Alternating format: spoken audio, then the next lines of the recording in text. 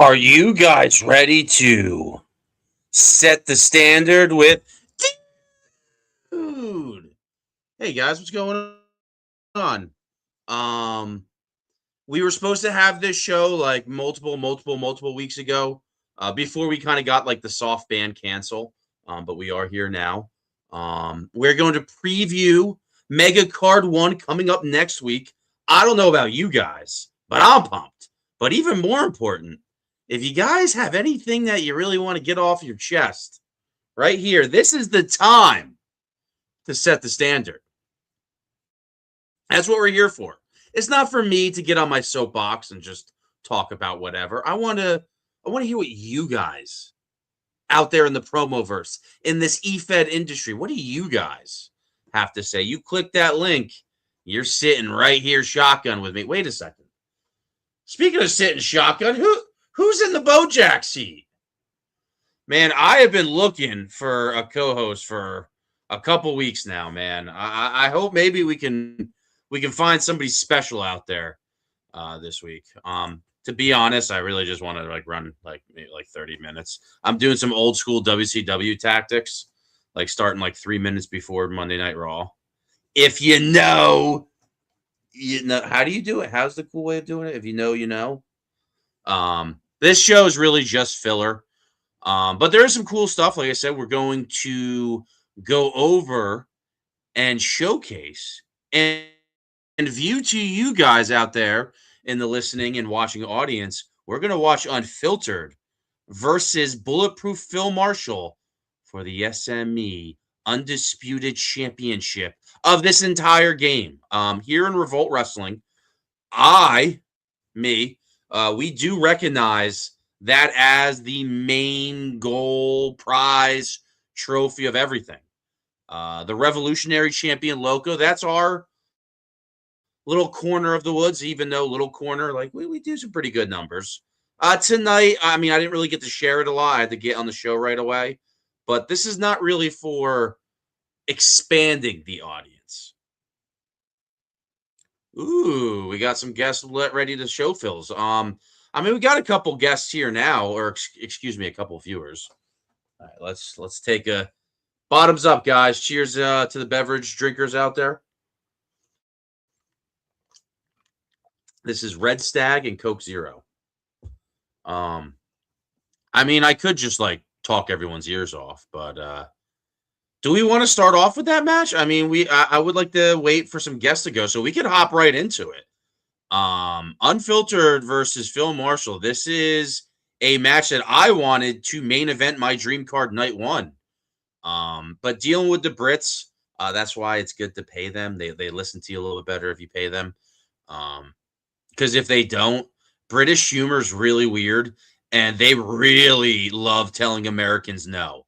I really think it's like a fluffer for them before they start jerking off. If they get to tell an American, like, nah, I'm good, I'm busy. But that this match was already set in motion. So why would I kill the luster of just running it back? And I think we pivoted with Bojack, my co-host here, and setting the standard. Is there a way to like show more of the background? What does that do? Wait a second. Can I? Because he's on the other side. Well, that's just two Jims. Man, Jim's a little weathered in that picture. All right, let's go. All right, there we go. There's kind of a set in the standard right there.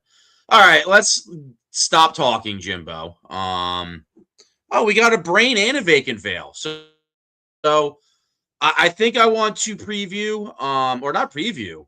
So this is one thing that's interesting. EWN does not have a show, and that is, I wish there was a way to remedy that, because these are some very talented people. Who the? We do have a guest. There's no way that is the real Bone Storm. I don't think he knows how to use a camera, even though he's been here for 5,000 years. Hello. Do we have Bone Storm here? Hello. Bone Storm? What is this thing? Hello. Hi. What? Hi. Hi, Bone Storm. This is a podcast. We are talking some EFED and some just general happenings out in the universe. But let's throw all that aside. How are you doing, Bone Storm? Like, I'm sure the listening audience is just intrigued by your daily existence and your routine. Hello, stupid humans. It must suck to not be tall. Why are you guys so small? I don't get it. Where's How come I can see you but you can't see me? This is stupid. Wait, you can see me, but I can't see you. But how do you know that I can't see you? And are you playing mind games with me, Bone Storm? Don't you need a mind to play mind games? Very Oh, funny. did you play golf with Jack Johnson back in the day? Oh my God, there he is. See, I was right. I knew you were playing games. Bone Hello, Storm, it's a stupid pleasure to humans. have you. Oh, Hi. there's Hello. hi. They're saying Hi. hi. Oh, there's light over there too. All right, Bone Storm's in Hello. the house. So, Bone Storm, you have quite the big match, an unholy ground match for the Hybrid Championship, a title that you did hold for a brief cup of coffee, if you will. Do Bone I don't Storms? know what that What kind of is. What's coffee? you know? Coffee is so like people think like all these drugs are really cool. Alcohol, weed, caffeine is the greatest drug, and it's legal, and like you can do it at work. Woo! And nobody cares or bats an eye. It shaves some years off your life, but who cares about that? Not all No, of us can wrestling live. is the best drug. Well, not all of us can live for 5,000 years. So wrestling is the best drug. What is one of your most famous matches that, like, were you around when Abraham Lincoln was touring the circuits? He was one of the first document. Absolutely. Oh my God. Abraham Lincoln, such a small guy, but like I think we know who I really He's spent some time with. he was like 6'5". Come on. He comes up to like here at best. And honestly, in person, the beard was not that interesting. It was kind of scraggly. Are I've you got set? bigger back hair than he had on his jaw. So history is written by the winners. That's very interesting that Abraham Lincoln's build height was not his real height. Always a worker. All right, we have Tiny another human. guest. Okay, the biggest of the tiniest of the humans. But I did like him. Also, he does this thing where he grabs people by the throat. Big fan. Big fan. I heard he slayed some vampires back in the day too. Speaking of that, I what like Bone Storm? You know what? I'm going to ask the hot question here. Yes. What the fuck are you? You're like a mythological creature, but like, what is your race? Am I allowed to say that? Okay, it's very clear. It's very clear. I'm a 5,000-year-old demon, and Very clear. I'm very cool. And I've been around since the beginning of wrestling. You might say this whole thing is my thing. So you were around when Jesus walked. Well, On that note, and a Listen, segue, not only did Jesus walk, Jesus wrestled. Okay. you're homies with Jesus?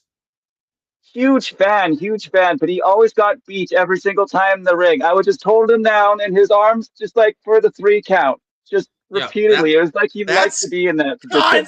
that's kind of sacrilegious, Bone Storm, to be like, but you pin Jesus like that on the mat. That's pretty crazy. But speaking What? of Why? What happened to him? yeah, Jesus he didn't make it. But like he's a big deal now on our earth. Like people like worship him and stuff. Oh, that's cool. Do you want to know who I worship? Me, This guy. but he's so small. Like you A thought little Jesus pathetic. is cool, but this guy is like, oh fuck, I'm gonna get smited tonight. What's up, Shady? This is Bone Storm. Are you? Look at this I guy. have no idea who's that is. Hello, Oh, he stupid knows human. Yeah. It's Bone Storm. He's the world's most serious wrestler. I am the world's most serious wrestler. Yeah, I'm taking him so seriously. Hello. Well, Man. he's not really him. We don't really know his gender. How could you not take that seriously? You know, like You Well, are just another low calcium individual. I understand. low calcium. Man, that's a good one. Called you low I, calcium. you, that right there tells me that you've been around since the beginning. You know, what I mean, Listen, I have a little story about humans. Did you guys know that you used to not have bones? You were just like little flesh pockets just squiggling around on the ground. So old Bone So- Storm just scooped one of you guys up and put the first bone in you. And you are very welcome. so we were boogers with brains. We were slugs. I think he's more insinuating we were like Do not, slugs or something. don't be too kind. No human has a brain. It's scientifically proven. Damn. I don't think that was a Hmm. scientific study. How are you doing these scientific studies when you didn't even I mean, know what that- your that your looks homie like a Jesus brain. was up to? Wait, well, there Bone is a Storm brain. can think, I think. What the- Brain's in the comments. What are we here for? We're setting the standard here tonight Yes. with BoJack. With BoJack. Man, this Better- eFed stuff is hard. I need to find a good co-host one of these days. It's a better standard than what some other places are setting. That's for damn sure. I mean, what kind of standards are being set out there? I mean, you tell me, Jimbo. Well, Bone Storm, have you ever had any egregiousness brought upon you in this wrestling world? I mean, you are kind of a mythological creature. We saw what they did with Andre the Giant, Giant Gonzalez, King Kong Bundy. Have you ever been taken advantage of in the professional wrestling business, Bone Storm? Absolutely. There was this child. You may remember him, Mr. Gotch, Mr. Something Gotch. Simon Anyway, Gotch? David Gotch. It could have been. It was a while back, and I gave him 3 teeth to go down to the store and get me just like a nice sweet beverage, and like he didn't come back. I think Simon Gotch or Hackenschmidt or any of that era of wrestler, just Lou Thez was a jerk. Lou Thez was kind of cool, but he was still a jerk. Did any of you get to meet Lou Thez? He was a little before my time, but did he barter in teeth as well? Oh no, he just liked to swear a lot at immigrants. It was funny. Yeah, I mean, I had the same question as Val. Like, you know, how do you fit in that closet? You know, and where's the light coming from? Why is it red? Magic. Next question. Magic is cool. Interdimensional space travel or something like that. I think that was his. Yeah, how do you drive cars, Bone Storm? Well, so that's No. not his closet. Ugh, gross. Human technology, lame. Super lame. So this mask you wear, did you kill this creature and put it on your face? Where'd you get this from? Shady, I would roll another my blunt, man. face. I would. I just rip it off all the time, and then some humans sell it on the internet. It's funny. Oh, so you sell what is it? If you've Only ever storms? seen one of these masks anywhere, that's just my face that I have ripped off. I want to be clear about this. I don't get any money. So actually, yeah, that was a human that actually took advantage of me. People that are selling this thing That's on a the internet. superhuman. That's a superhuman right there. We're talking about Rockstar right now, right? Yeah, superhuman. Okay. All right. Just making sure. Yeah, obviously, he's more man than us. Hello, It's in his audience. DNA.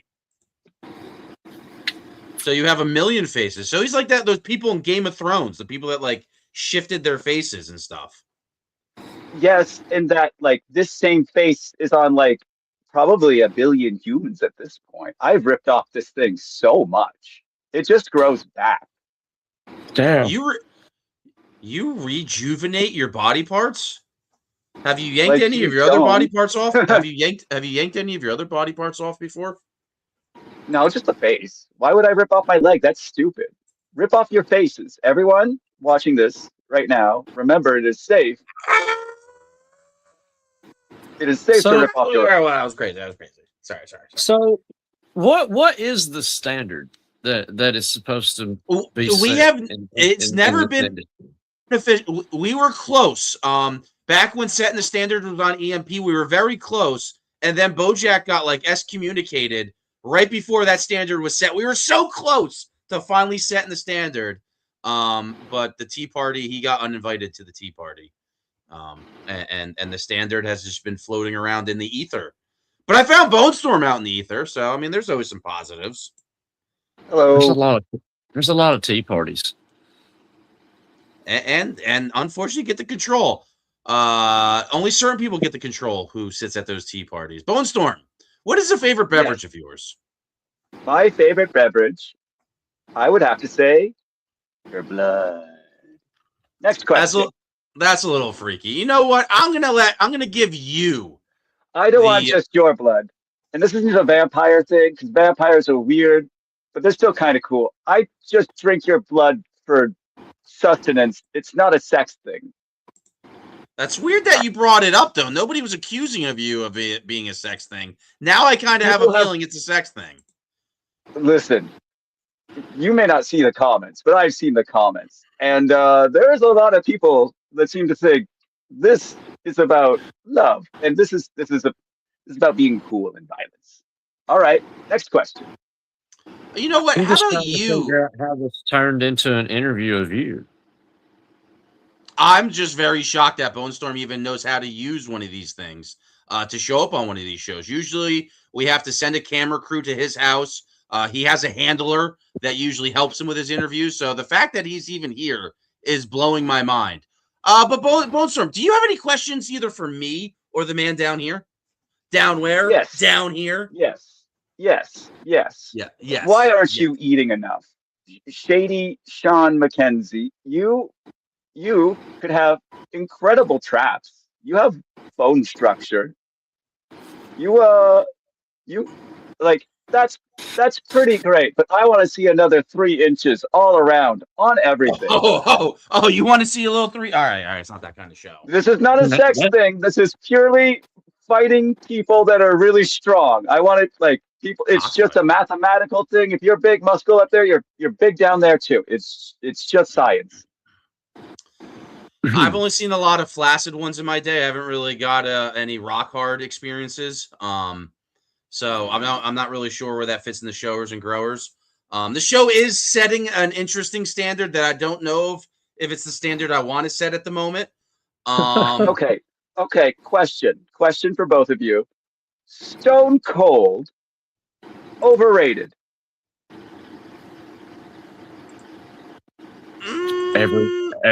Every other wrestler.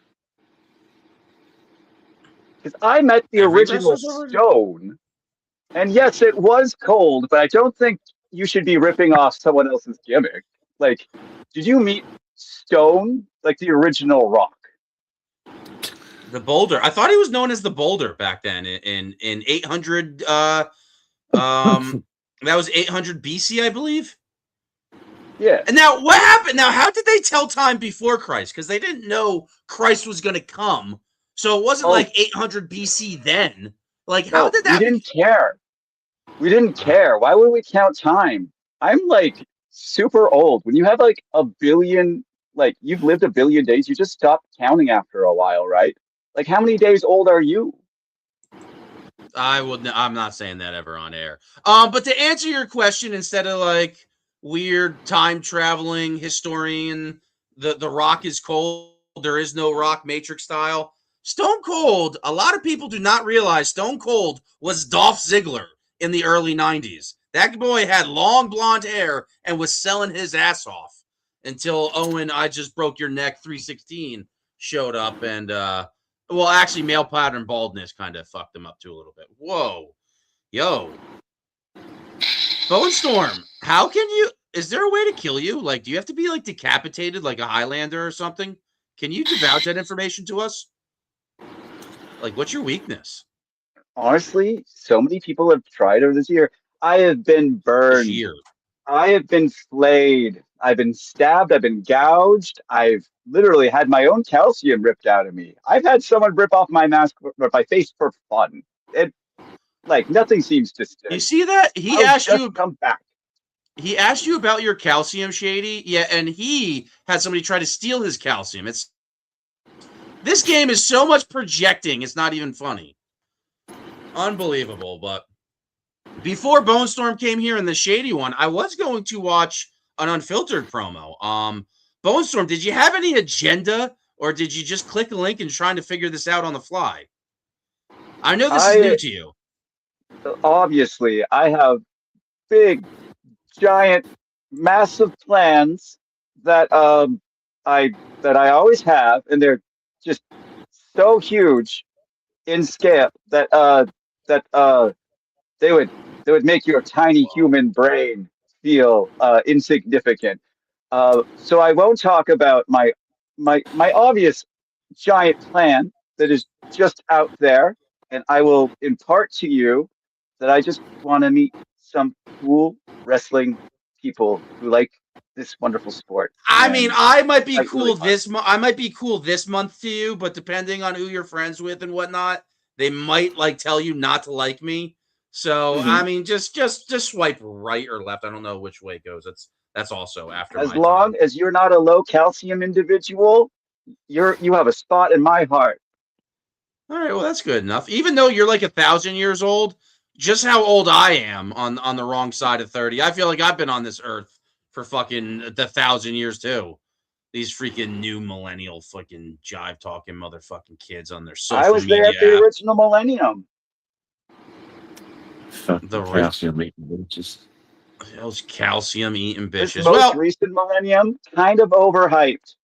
The last one came with a huge dark age. There was like no sun for like 30 years. It was so cool. Yeah, I bet that was some Demon Knights right there. Good, also horror movie. You ever saw Demon Knights with Angela? You know down, ho down, motherfucker. Whoa, Bone Storm. All right, guys. I think it's time. Are you guys ready for some Are you waving goodbye? Was that a goodbye in your demon? I want to watch this promo, and I'm going to be mean to it. That's all right. What I'm here for. Well, I mean, this is the Unfiltered Beast. You might be a demon, but this guy, he's the greatest of all fucking time. So, how did this match come about? Who did Unfiltered beat to get this match? I heard Iron Bison. Oh, it was the Iron Bison. Iron Bison, he's good, but I don't get the he's like the 4th or 5th best Brit I've seen, maybe. But without any further ado, I present to you guys the Unfiltered. Ladies and gentlemen, tonight it finally happens. Ladies and gentlemen, tonight it finally happens. The main event of Nature of the Beast. The SME World Championship hangs in the balance as the champion, Phil Marshall, walks into the most dangerous challenge of his entire career. Dangerous doesn't even begin to describe it. Because standing across that ring is a man Phil Marshall has never beaten. Not once. Years of hatred, years of violence, years of unfinished business. And it all explodes tonight. Phil Marshall calls himself the face of SME, the standard bearer, the measuring stick of this company. But there is one stain on his legacy that he cannot erase: the unfiltered animal. And every single time these two men have collided, chaos follows, broken tables, bloody rivalries, careers nearly ended. You can see it in Phil Marshall's eyes. This ain't confidence anymore. This is survival. Because he knows that monster is coming for the one thing he values most: the SME World title! For years, the unfiltered animal has hunted Phil Marshall. And tonight, there's nowhere left to run. Can Phil Marshall finally conquer his greatest nightmare? Or will the unfiltered animal complete the destruction of a champion on the grandest stage possible? This is Nature of the Beast! Sat within the deepest, darkest parts, the pit of Phil Marshall's mind is one, the unfiltered. I am like a masterful puppeteer, pulling the strings, changing every emotion within your very body, dripping venomous black poison into your soul. And when I went back to look into the eyes of the man that became the SME champion, I saw something I didn't know that I was going to see. I realized something that was there in plain sight for everyone to witness. And allow me to show you for yourself exactly what the unfiltered saw. Scout and research someone new is always fascinating. Should be thinking to herself, sure, they'll try and make you feel better about it and tell you things like, you need to club the boys to come up with the best of that, is what I'm going to learn from her. It's not really your strong suit. Admit it looks like the only but I haven't been asleep has had at least one. Phil, were you even aware that your body language and subconscious have been trying to tell you something from the very pit of your psyche? The darkness within your mind, staring through your eyes, was trying to let off signals to allow you to understand truly within yourself what you believe. There are two reasons. You look down and check beneath you, look over your shoulder and check behind you, and they both link to the plague of the unfiltered. Number one, it's the boogeyman effect. You know, lingering in those dark shadows behind you, staring at that one thing that you feel gives you a percentage of validation. The SME World Heavyweight Championship. It bugs you.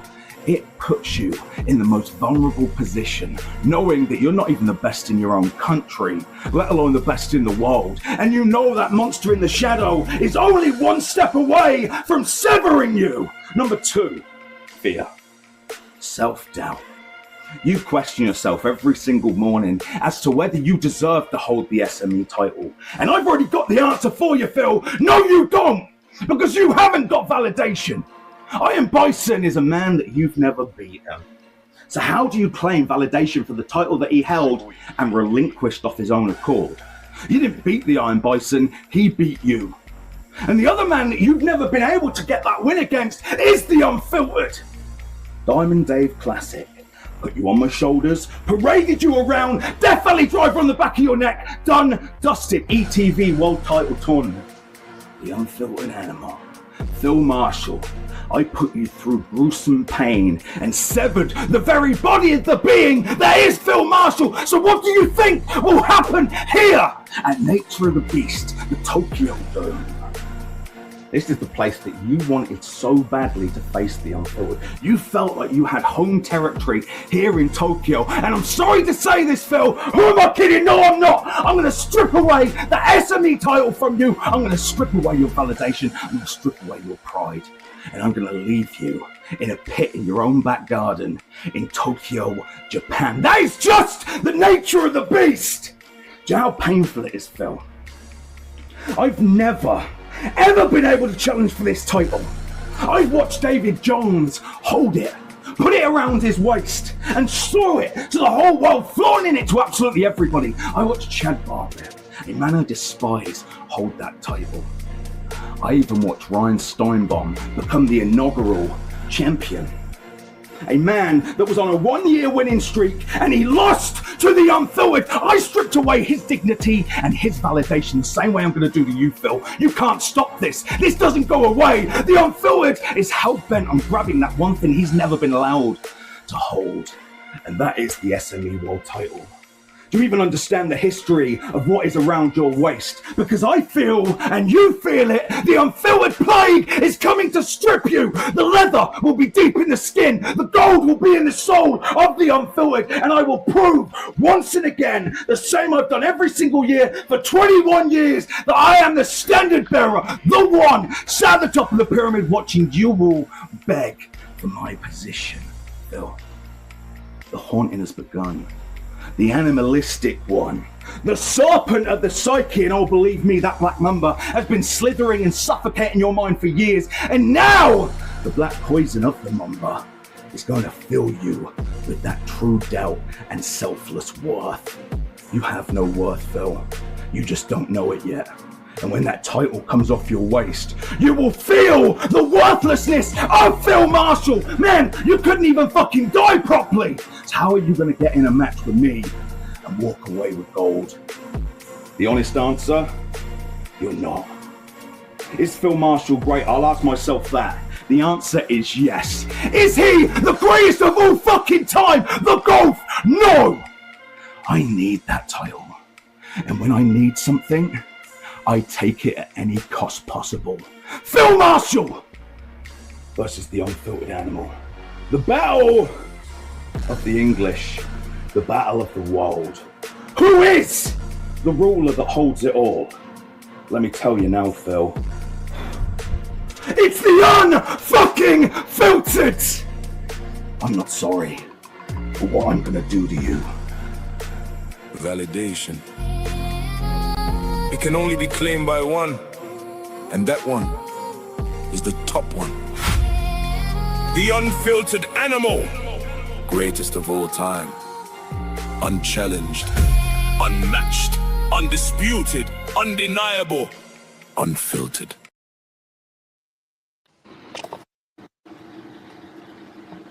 Bone Storm, what'd you see out there? It's everything you would want out of a very serious promo. It had an excellent lead-in. I think his tone was very good. Overall, that's a very good piece of work. My general concerns are that I didn't like the that he wasn't saying anything about me or what I was doing. But other than that, I think that was a really strong promo. So there's a reason before I pass the biscuit to Shady. This is why I recognize that as the top prize. I mean, it was only christened the SME Championship within the past 2 years, and Phil Marshall's the only champion. But that title has a lineage. That is the lineal heavyweight championship of this business. And it's really great to see it still in circulation. I recognize that as the top prize in this game. Shady, I mean, the love and the care, the music lead-in. Usually, if a lead-in is more than 30 seconds, I am very bored. It was a long lead-in. It was long. You can tell that there's a lot of love in this, and if you're looking for this kind of promo in the main event slot, I think that this is exactly what you want. Very seriously taken, loved, handcrafted. I will give it 2 thumbs up. All right. Well, it's not about you. It's not about Smee, but you can't have SME without Shady Sean McKenzie. How are you doing, bud? What did you think about the challenger to that championship belt? Man, both of these promos, man. In my opinion, which I know we haven't seen Phil's yet, promo of the century, or promo battle of the century, match of the century. These two guys exemplify what it means to be a social media entertainer, a promo artist. When I look at a promo, I mean, it's got to be a total package. You know what I'm saying? Like, you have to portray something on screen that without getting physical. And it's not necessarily about wrestling all the time, but if you can incorporate that and still make it believable, then Would you say the standard? Would you say the standard was set though? Oh man, I have to be careful what I say here. Well, I'm gonna give you a whole nother set of listening ears too. You better be careful what you have to say. Yeah.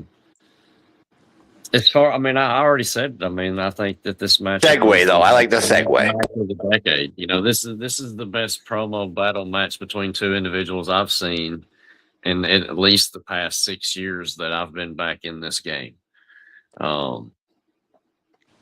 Whenever the EWN covers a lot of companies, a lot of, you know, it's the go-to, you know, place to battle, you know, instead of just, you know, staying within your walls. Okay. So it did have a representation of, you know, the number one spot. But it never had a championship. Grant, you know, decided to step down for a little bit, and we christened, you know, the SME championship because I was the champ at the time, and instead of defending it, I dropped the belt. I didn't know that. I was wondering what that bridge to that was. I was the EWN champ at the time. Now, I did know you're going to be very passionate about this subject, and we still have a lot more time to talk about it. But I did want to make sure, because we do need to welcome to the stage our host with the most, Mr. Bojack Grizz. Hey, man. Yeah. Sorry, I'm a little late. I had to finish up some asylum stuff, so well, yeah, I'll just coming from there. So I'll take my glasses off on that one. Oh crap! Well, you got another pair. Look at you. You got like tear offs, like you're a motocross racer or some shit. If you only knew. Broom, broom. Broom, broom. Man, I appreciate you giving me the platform, man. I appreciate it. But yeah, Unfiltered is a guy that is. I don't think anybody doesn't have that guy probably in their top three. If not one of the best. He had been running everything, so he had never really been given, you know, taken a fair opportunity, you know, at, you know, the championship itself.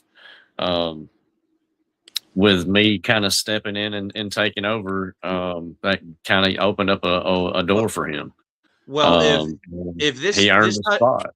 This title was predominantly featured on EWN, which was always a Grant Page. So Grant, for the most part, right? That title is usually it's still a Grant Page. I mean, Grant's, you know, come back and, you know, he's still running things. I mean, he carries that respect, you know. But absolutely. But the SME title is removed away from the EWN page. The SME title is not an EWN product, so I think this is perfect time. The SME championship is the EWN championship. The lineal champ. I did a whole rant that I was trying to bridge it to, but I'm trying. Anyone that's ever held the EWN title, like, you know, it's still the same lineage as the SME title. Like, they never had a physical title until we created the SME title. And now that title is removed though from EW. Not when I say removed, it's not Grant that's on the booking committee. So he's earned his shot for this potential championship match. So yes. All right. Well, you thought that was an interesting promo. Bone Storm's there. We have a Burn Man down there, but you never know if somebody's mimicking him or not. You never really know what's for sure with that guy. They look right to be Burn Man, in my opinion, but I mean, I did. Hey, Jimmy Gerbil, you ready to hear from the Burn Man now? Yeah, I guess, man. Yeah, what's? Hey, Bojack, you wipe that spit off your face after I beat the shit out of your ass in CWF? Hey, let's bitch. Hey, are you gonna be able to keep things separate here, or that's over there? This is here. You got me. Congratulations. Can you control yourself like a human or no? Sucking English dick because I got a list of shit I just watched. You gonna be able to control yourself as a human? Because this is my show. We could just remove you. All right. So opening was an oversell, over dramatic, just horse shit. He sounded like he was drunken on uppers. Flow wasn't there. Edits were basic as fuck. He sounded like he was taking a shit. Believability. I mean, who thinks the Brit could ever beat the fuck out of anyone? Can we be real here, folks? His win-loss record kind of does show that he's doing something right here, though, in this profession. Hey, that would be take being real. notes? Well, Do what? he said, "Take note." Birdman's just yellow. Don't pay him no attention. He's like, if you don't like look at him, he like, is he really there? See, and he's gone. See, it's not, yes and no. Yes and no. You guys need to learn some blue magic spells. You just need to know how to counter some stuff. So I think we're ready for Phil. Now, you thought that was a showcase on how to do this. I watched this. Bojack, have you watched this? Have you seen this?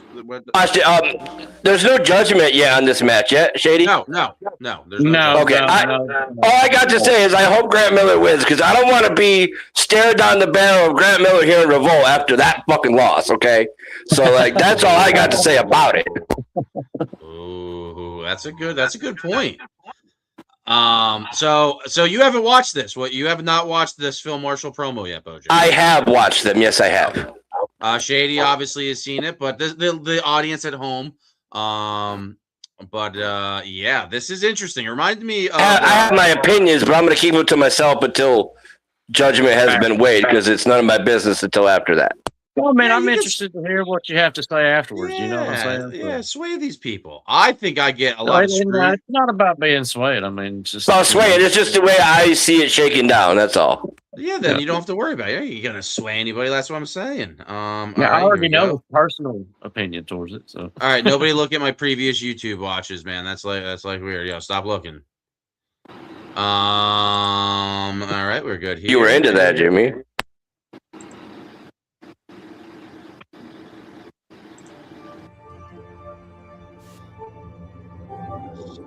A lot of people in our business wear masks to intimidate others.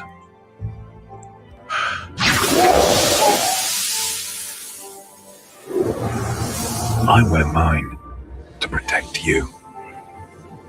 But for this, it's coming off.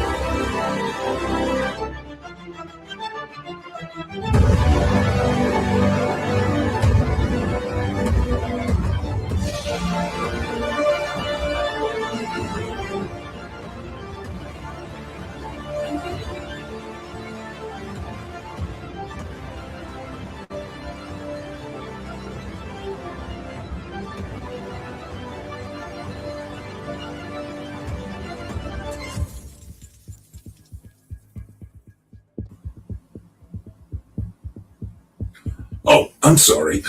Was that yours? You spend a lot of time getting into people's heads, Grant.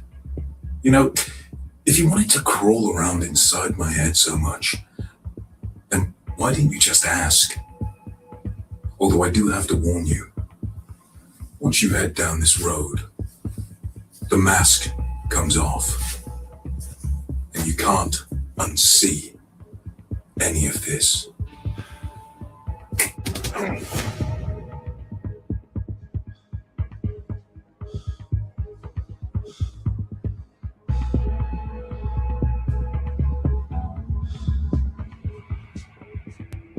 This is where our tour begins. You were just about to open that door, weren't you? Smart. This is from years ago, my old life. I remember opening that door as well. If you really want to understand me, Grant, then please, by all means, open open the door.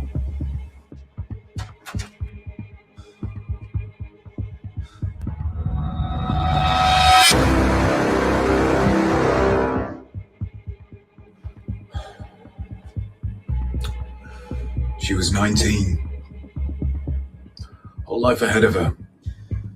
But she didn't seem to think so.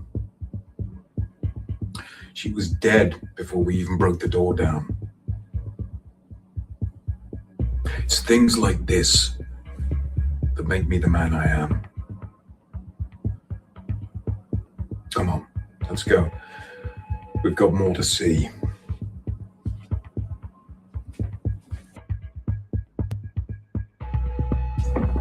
Come on.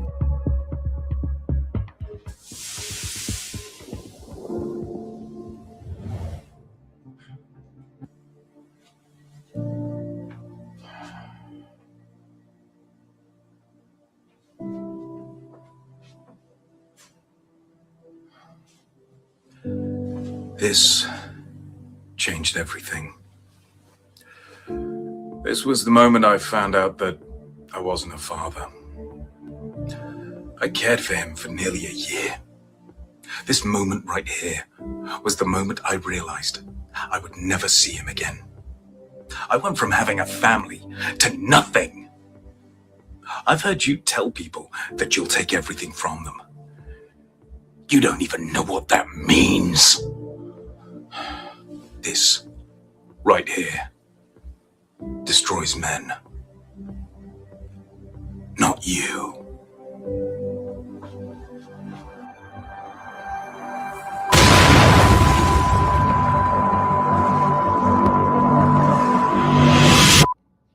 Now this one's very interesting. I don't know whether to call it a memory or a nightmare. I do remember it vividly, but at least with a nightmare, you can wake up from it. I couldn't wake up from this.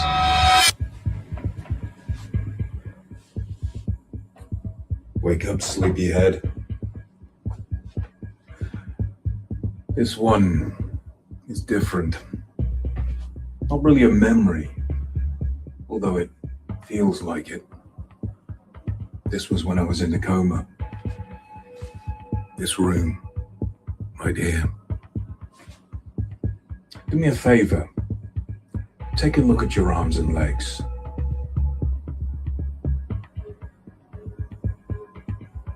Strange thing about that is that here, when he removed them, and he removed them inch by inch, I couldn't feel any pain, even when he cauterized the wounds. But what comes next,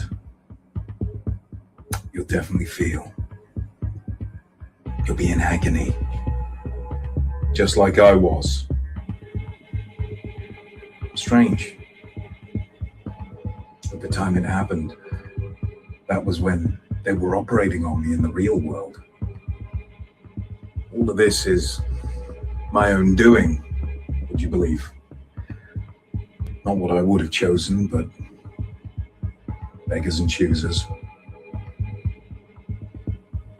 And this part's really interesting. This is the part where you finally see him. He's coming. And you will feel everything. Just like I did.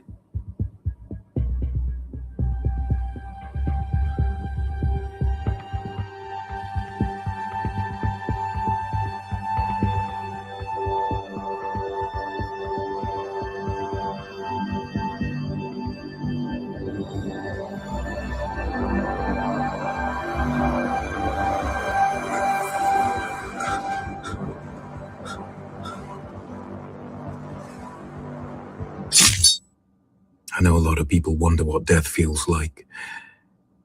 It feels like nothingness, a void. In my own head, I don't know if I was gone for a few seconds, a few years, could have been longer. The doctor told me it was only a minute, but I'll never forget that nothingness. And then, when they brought me back to life, I was back in that room, being carved open by him.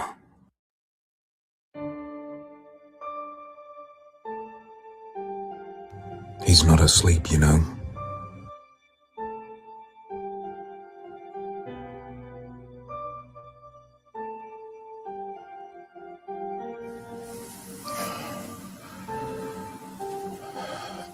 I tried my best to make it look like he was, though.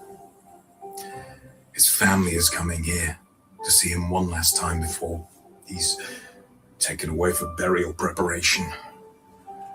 I just combed his hair, but you wouldn't believe it. This wasn't what I signed up for. I wasn't built to handle this much death. Who is? Before this, how many dead children have you seen? I'm imagining not many. Consider yourself lucky. You still have a numerical answer to that question. Me? I've lost count. But every single one of them strips away a layer of your humanity. I needed you to see this, because you wouldn't understand the message until I showed you. And it's a very important message. The level of carnage you claim to bring, I've seen a lot worse.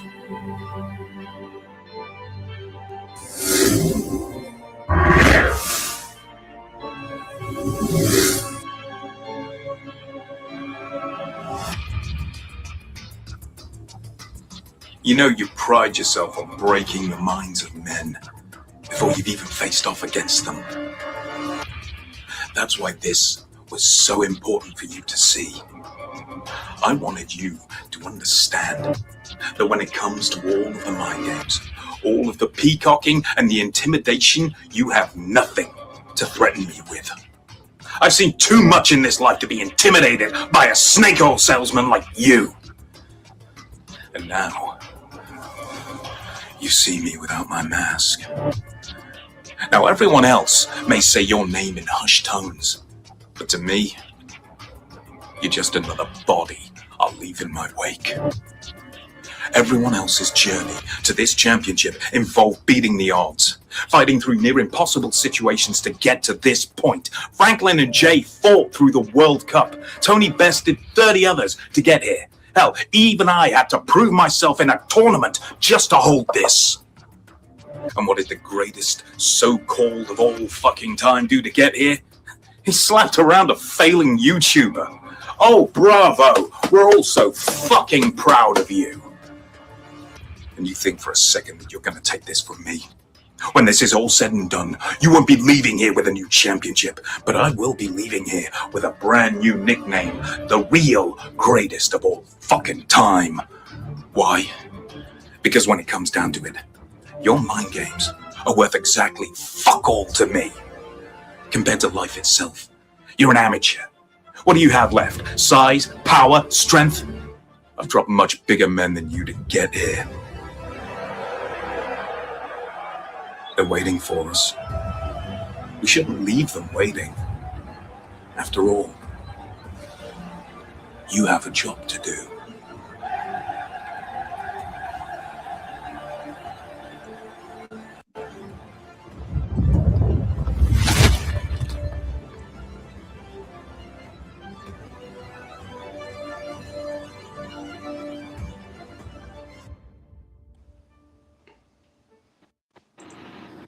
And stay down. I love that little point at the end, and stay down. Yo, that shit was fucking dope. Like, no other way to spin that. Shit was dope. His peers in the comments, a lot of the peers in the comments, though, didn't seem to really like the style. Well, I think it's because it's a little more the way of the cinematic, but like, sit down and try to do that. Sit down and try to put that together. Like, with all due respect, like me, don't like me. Sit down and try to put that together. See how far you get. Even with AI, he's sitting there producing a lot, doing the prompts, editing it all together. Yeah. Shit. Like, I wouldn't want to even attempt to try to do that. I'd rather sit in the camera and run my mouth. Like, that shit was awesome. Like, that's a talent that's above this game. If you want my honest opinion, like, it doesn't belongs above this stuff. It's not easy. And it's not. Can I interject here? Birdman. If you guys want an honest opinion, I'm sure the Birdman's going to give us nothing but some OOC realness. Of course. What's up, Birdman? Oh, dude, Bojack, why'd you got to scare Birdman away? That's the best opinion he could have gave right there. The best opinion he could have gave. Now, with all due respect. Now, to I the don't agree with listening Bojack often, but I have to agree with him here. Yes. I know, right? Did we just become best friends?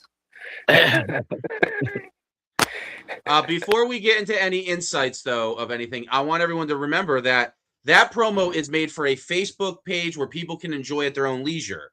That is not with the mindset that is going on a show like this, where you are expecting to keep somebody's attention for 11 minutes plus. But when I watched that, I was kind of glued. It didn't feel like 11 minutes to me. I wasn't paying attention to the time. There was a little Bill Murray Scrooge, though. Him taking Unfiltered to the different place. But I was there for the journey. I liked it. And then at the very end, he still cut his promo. Now, if you're judging promo, I mean, you still got to take the beginning, but I'm still focusing at that tail end. And that was a good tail end. Yeah. I mean, the whole journey I thought was awesome. Maybe I'm an unpopular opinion. Like I said, try to do that stuff. Try to put it together. This is one hell of an altercation. I'm lucky. I'm glad I'm not a judge. Like, that's all I got to say. Y'all got one of the fucking worst jobs ever. Any shady takes on that, Mr. McKenzie? Again, I got to be careful what I say here because, again, the judgments haven't been made yet. It's cool. Set the standard.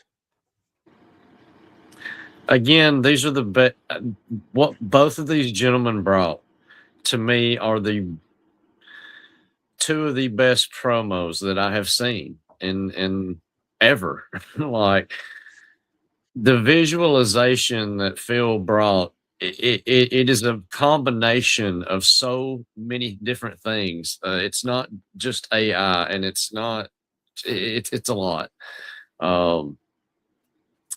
The storytelling, the history that we got on the background of Phil, the history that we got of the championship from Grant. There's a lot of things I like to that take touch a lot. into consideration from both of these promos, and it's not to be taken lightly. It's not going to be taken lightly. It never has been, and it never will. So, not to cut you off, Shady, and stop your train of thought, but on top of each promo being good in its own right, they kind of intertwined with kind of knowing how each other were going to approach it. And they talked about a lot of things where it almost kind of was like a promo match. Well, and again, you have to take these things into consideration too. Phil dropped first, and then Grant dropped. So, did Grant watch Phil's promo before he made his? It's hard to tell. If that's the case, that was not a good counter strike. If you look at that as a counter punch, he didn't necessarily rebuttal anything, but him going after certain, it just kind of matched up, So I had a feeling he didn't watch, but you never know if they talked about it, even if it's way back when sharing a pint at the. You take it into consideration, but you see everything else and you push that shit back. You know what I mean? Like, you leave that to the finicky fine point shit. Brits, where do Brits drink their pints? It's not a bar. What do they call it? Pub? The pub, right? Pub usually, yeah.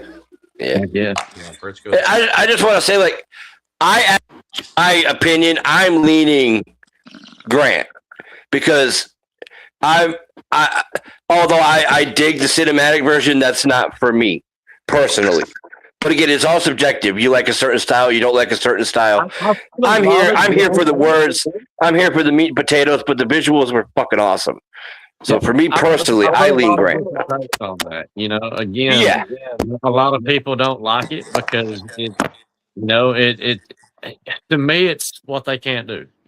People are going to hate on something they can't. I can't do it. I wouldn't even want to try. Well, what's wild is all five of us, I wouldn't say are amateurs at this, but there's people that do this game which they don't dress the part. They really don't think about it, and they're even using a camera that looks like it's a potato of pixels.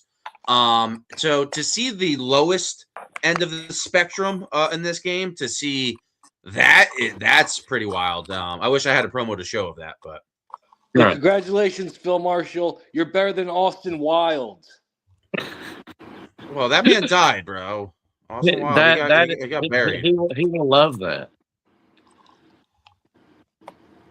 I don't know. So, did Unfiltered do enough, though? Do I want to see Phil Marshall? Is this the time for him to pass that SME championship? Right now, he's the only one that has held it, as it has been called the SME title. Wait, you guys are accepting Phil Marshall's movie as a promo? You guys are accepting that in a the title tail match? end of it was. You guys are accepting that in a title match. Shady, you're going to accept that in a title match. I want to hear this. Yeah. Fully 100%. Try to do it, man. Try to do it. Try to do what, Bojack? It's called the social try to play. Try to do what he did. Try to do it. Do a fucking It's not play. called the simple promo Bonestorm would championship. fuck him up. Way to go, Burnman. You scared Bonestorm. That guy's been around for ages. He saw Hitler, dude. You're worse than Hitler, Burnman. Fuck you. He was already hiding under the covers. That's not man. cool, dude. That was a label. I take that back. We're really quick to throw out labels here in EFED. Again, a strong point to Grant. I mean, Grant told a better history of the lineage of, what was happening. Phil gave us the lineage of him, in the beginning. So again, there's so much to take. Like each one of them had punches that landed. You know what I'm saying? Fucking, this was one of those battles where it was like, a left, where they're slugging it out in the middle of the ring. You know what I'm saying? One punch. So I don't know. Did Unfiltered if Unfiltered's not the clear-cut winner, for me, I don't want to see the title change, and Unfiltered's in a weird transitional period. SME champion Phil Marshall is really doing the early 80s Andre the Giant. He's making his appearances few and far in between, which makes him feel even a little bit more special. I don't know. I mean, obviously, Unfiltered could be given the ball and run with it. I don't know. Phil Marshall's promo, like you guys said, is very divisive, I think, to the community. And we don't know what metric is the best way. This game has to evolve at some point in how it's represented and visualized. And what Phil did there is, that's a turning point, in my opinion. So, here's a good counter. Have people come out and try to reproduce that now. And they're going to be messages. They're going to try, and it ain't going to come out like that. It's just going to be interesting. People are going to copy off He Phil put Marshall. on there what he did, what he used. People are going to copy off Phil Marshall. Is that what we're saying? They might try it. Exactly. It might not be duplicated. Shit, no one's going to do an 11-minute session of playing a fucking character, jerking himself off. Unless you go to some other federation like EMP. Battles for the same championship before there was ever a physical title, and promos were just as long. Painful to sit through, When there's 10 to 12 minutes worth of history to be told there, Grant just told it a little bit faster. One fucking wrestling move. That's it's not all about that. For the fucking world title, are you fucking kidding me? Well, it's the social media entertainment. The fact that you say you didn't hear anything about social media entertainment, Here we go. But once again, I said the wrestling match happened on a canvas that was a Facebook page. I am taking that and putting it into a TV show. Bojack runs the Asylum, which is also kind of like that. I don't really know how the Asylum. I don't run it. I don't run it. I'm second. I'm second. But the Asylum, a lot of these people, when they have their promos, they go for 9, 10, 11 minutes. You have the time frame. Yeah, you're not going to get any like wrestling moves in the Asylum because we're not wrestling. You know, we're doing treatments. But this is where Birdman speaks my language a little bit. After watching those Brits do this and how good they are at editing, production, and doing that, why can't they bring that to somebody that's trying to do a show and make this game bigger? It's just me. Yeah, and that's very English. evident. In they're fucking English. What do you expect? Shady, like, imagine if they can you defend them? Nothing wrong with keeping your hand close to the chest, right? Like, there's nothing wrong with that. Like, people don't give out their award-winning recipes. Oh yeah, I mean, no one knows better about protecting their shit like Bojack Riz. I mean, everybody. Damn right, you can take some notes, motherfucker. Everybody knows Bojack protects his shit better than anybody their goddamn is. Yo, Bojack. You're saying it speaks for itself. Thanks for putting me over. Yeah, Birdman, we're trying to set a standard here tonight, and you're going a little off the rails there. Like, smoke another rip. It's okay. Let him go. Some people don't know better. It's okay. It's cool. That 11-minute Phil Marshall video and say to yourself, that was the greatest promo I've ever seen in my life. Are you fucking retarded?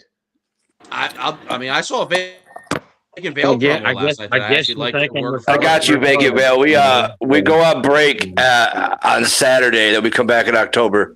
Talk to me. Talk to Don. We'll get you going. We got a lot of new people coming in October. Being called retarded is not the only R word I've been called recently. So I heard about that. I mean, well, yeah, that's a good one too. That's a good one. I mean, all four of us are pretty big. All four Shady, club, Shady. Join the club, Shady. Join the club. You three deserve it, not me. I'm fucking innocent. Yeah, and I get the work. Shady, who the hell's trying to cancel your ass? When is somebody not trying to cancel me? Right, it's not the first time. It won't be the last time. Yeah. I mean, so Birdman. I mean, I was sent a promo. Shady did have a promo. You get used to it. So this has never happened to me, and I always waited for it to happen. Where I sent in a promo. Actually, it did happen in VPW. Never mind. Where I send in a promo and it doesn't get played, or they bury me or only play half of it. I always wanted to see if that would happen. It did happen to me once. That happened to Shady last night. Yeah, he did not get his entire promo played in a league. Birdman, where would you have to think? Really, over there? That's crazy.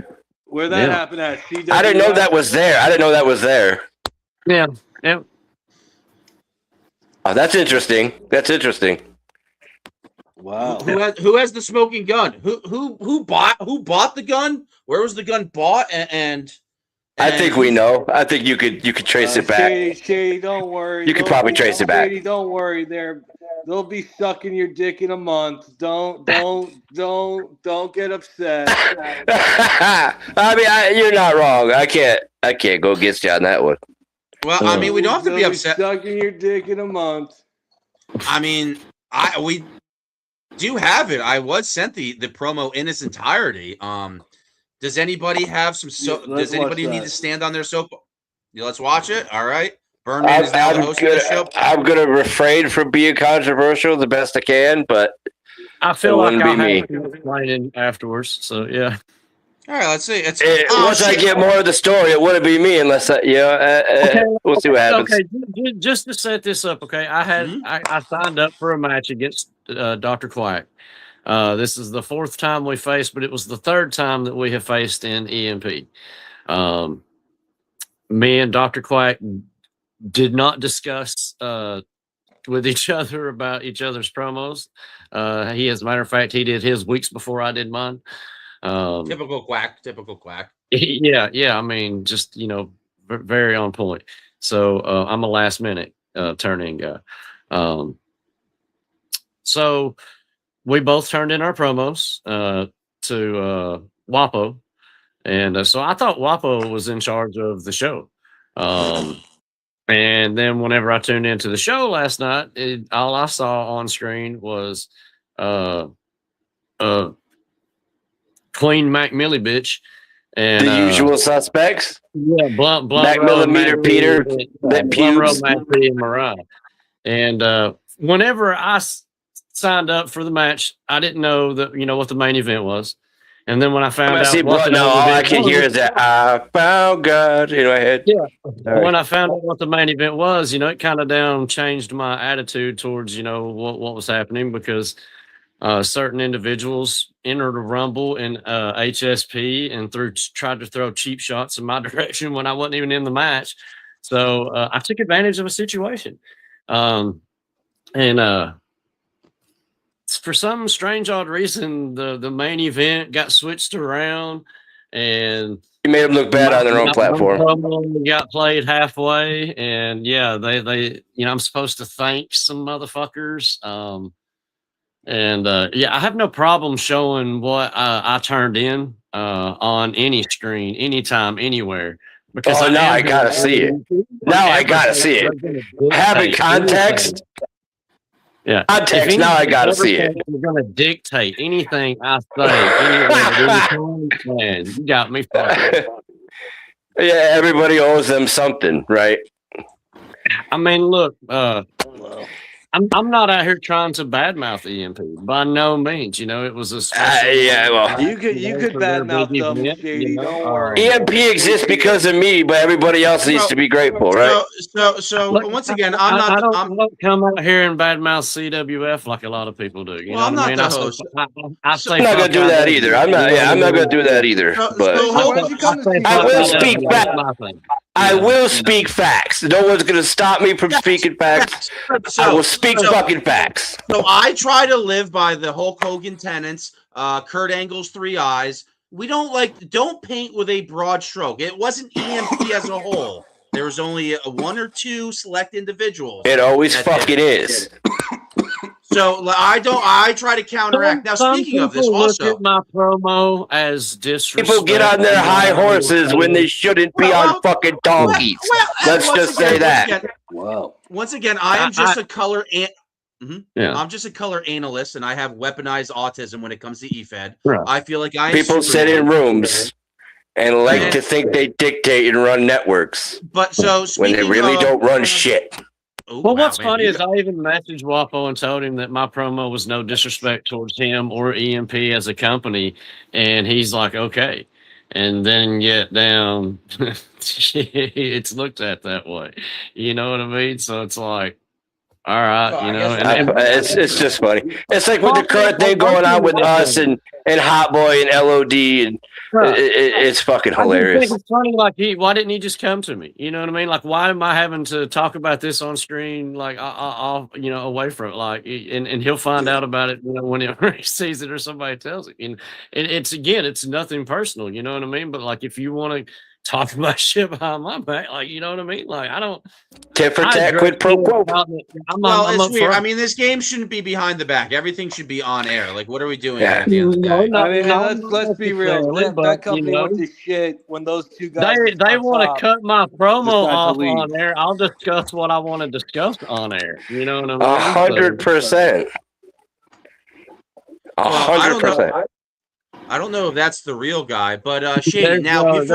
There's no way he would show. Before we talk about being screwed, I'm just a color analyst. I can't read it. Who is it? Who does it say it is? It just says BONG. I'm not the best speller, but my weaponized autism. I highly doubt it, but hey, if it is, what up, homie? but Shady, wow. let's not homie. Let's not forget that you. Yeah, man. That's fucked up, Bojack. You'll be all right. You'll be all right. This is my show. You can leave. That's fucked up, Bojack. And you know what the fuck I'm talking about. What's that, Jimmy? What are you saying, Jimmy? I was going to say, do you remember when you did beat Quack in EMP with not even showing your face with a rap battle? It's not my fault that I remember that. I'm just telling you reality of what actually happened. Don't get mad at me. That doesn't make me smarter than anybody. It's just my brain doesn't tell me how to fucking make a weed whacker move, but I remember Ethan, right? How to make a weed whacker move. What the fuck? Bobby. Yeah. That's AI. That has to be AI. Yeah, no, it might be. No, it ain't AI. Whoop, motherfucking whoop, Ninja. What up, bro? Yo, you guys are throwing gang signs. I'm muting myself for a little bit. Gang signs, yeah. I mean, you got some of the most hated white people. Some of the most hated people. I don't know. On the screen right now, so I mean, it gotta be easy with that. Yeah. The fact that we're hearing about the show, what we're about to show, yeah, I mean, go for it. You know what I mean? Yeah, run that shit. Yeah, I gotta see it now. Now that I have context. Now that I have context, I gotta see it. Yeah. Turn the lights down. Yeah. I see you talking online, huh? Anything about loudmouths? They scream the most when the dark gets close. You wanted attention. Now attention looking back at you. D2T on the track. You run your mouth online, begging hard for attention.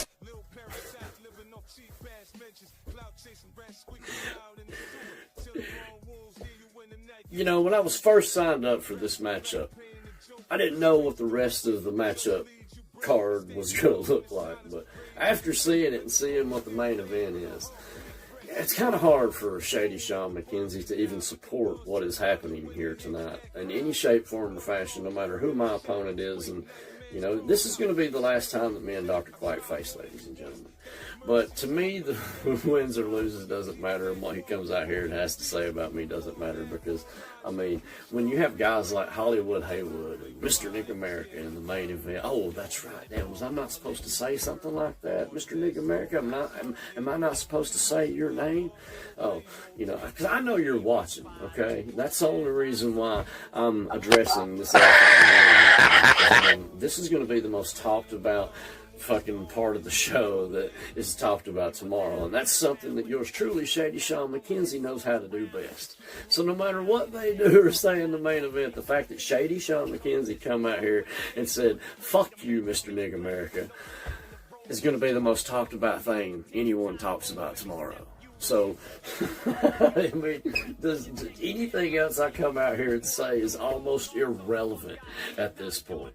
Because the fact that I said, "Fuck you, Mr. Nick America," I mean, fucking just makes me laugh hysterically, because I've never been any kind of racist or stereotypical type of person in my entire fucking life. But yet people like him want to put on a mask and try to portray something that it's truly sickening and pathetic in this business and in this game that you guys are still playing in. While guys like me are aligning myself with motherfuckers that are actually paying in this business. That's right, ladies and gentlemen. If you want to get paid in this business, I mean, go check out the IWC or Gorilla Press Pro Plus or SME. Anything like that beyond the EMP wall that they try to keep you fucking guarded and hid from behind here. Look, I get it. I understand it, man. They didn't expect this from Shady Sean McKenzie, and if it even gets aired, yeah, it's going to get aired, because I mean, the fact that they're going to air something from Mr. Nick America, why the fuck wouldn't they?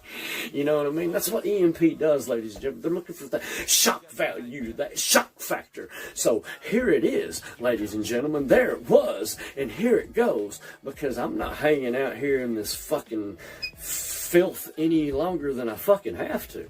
I'm going to fucking get paid, while the rest of you sons of bitches get back here and hope you can fucking get laid, alright? But neither one of those are happening, because most of you are down mid-tier, while guys like me, man, I know how to make this shit look motherfucking good, son. I know how to get that money, honey. The rest of you, I don't know what the fuck you're doing. Oh, that's right, you're putting on a mask and talking a bunch of racist shit against white people when you're the most racist motherfucker of them all. Ain't that right, Mr. Nick America? Yeah, it is. Fuck you one more time there, Mr. Nick America. Yeah. God damn, man. He wanted the buzz. You got the nightmare. Next time, keep your mouth shut.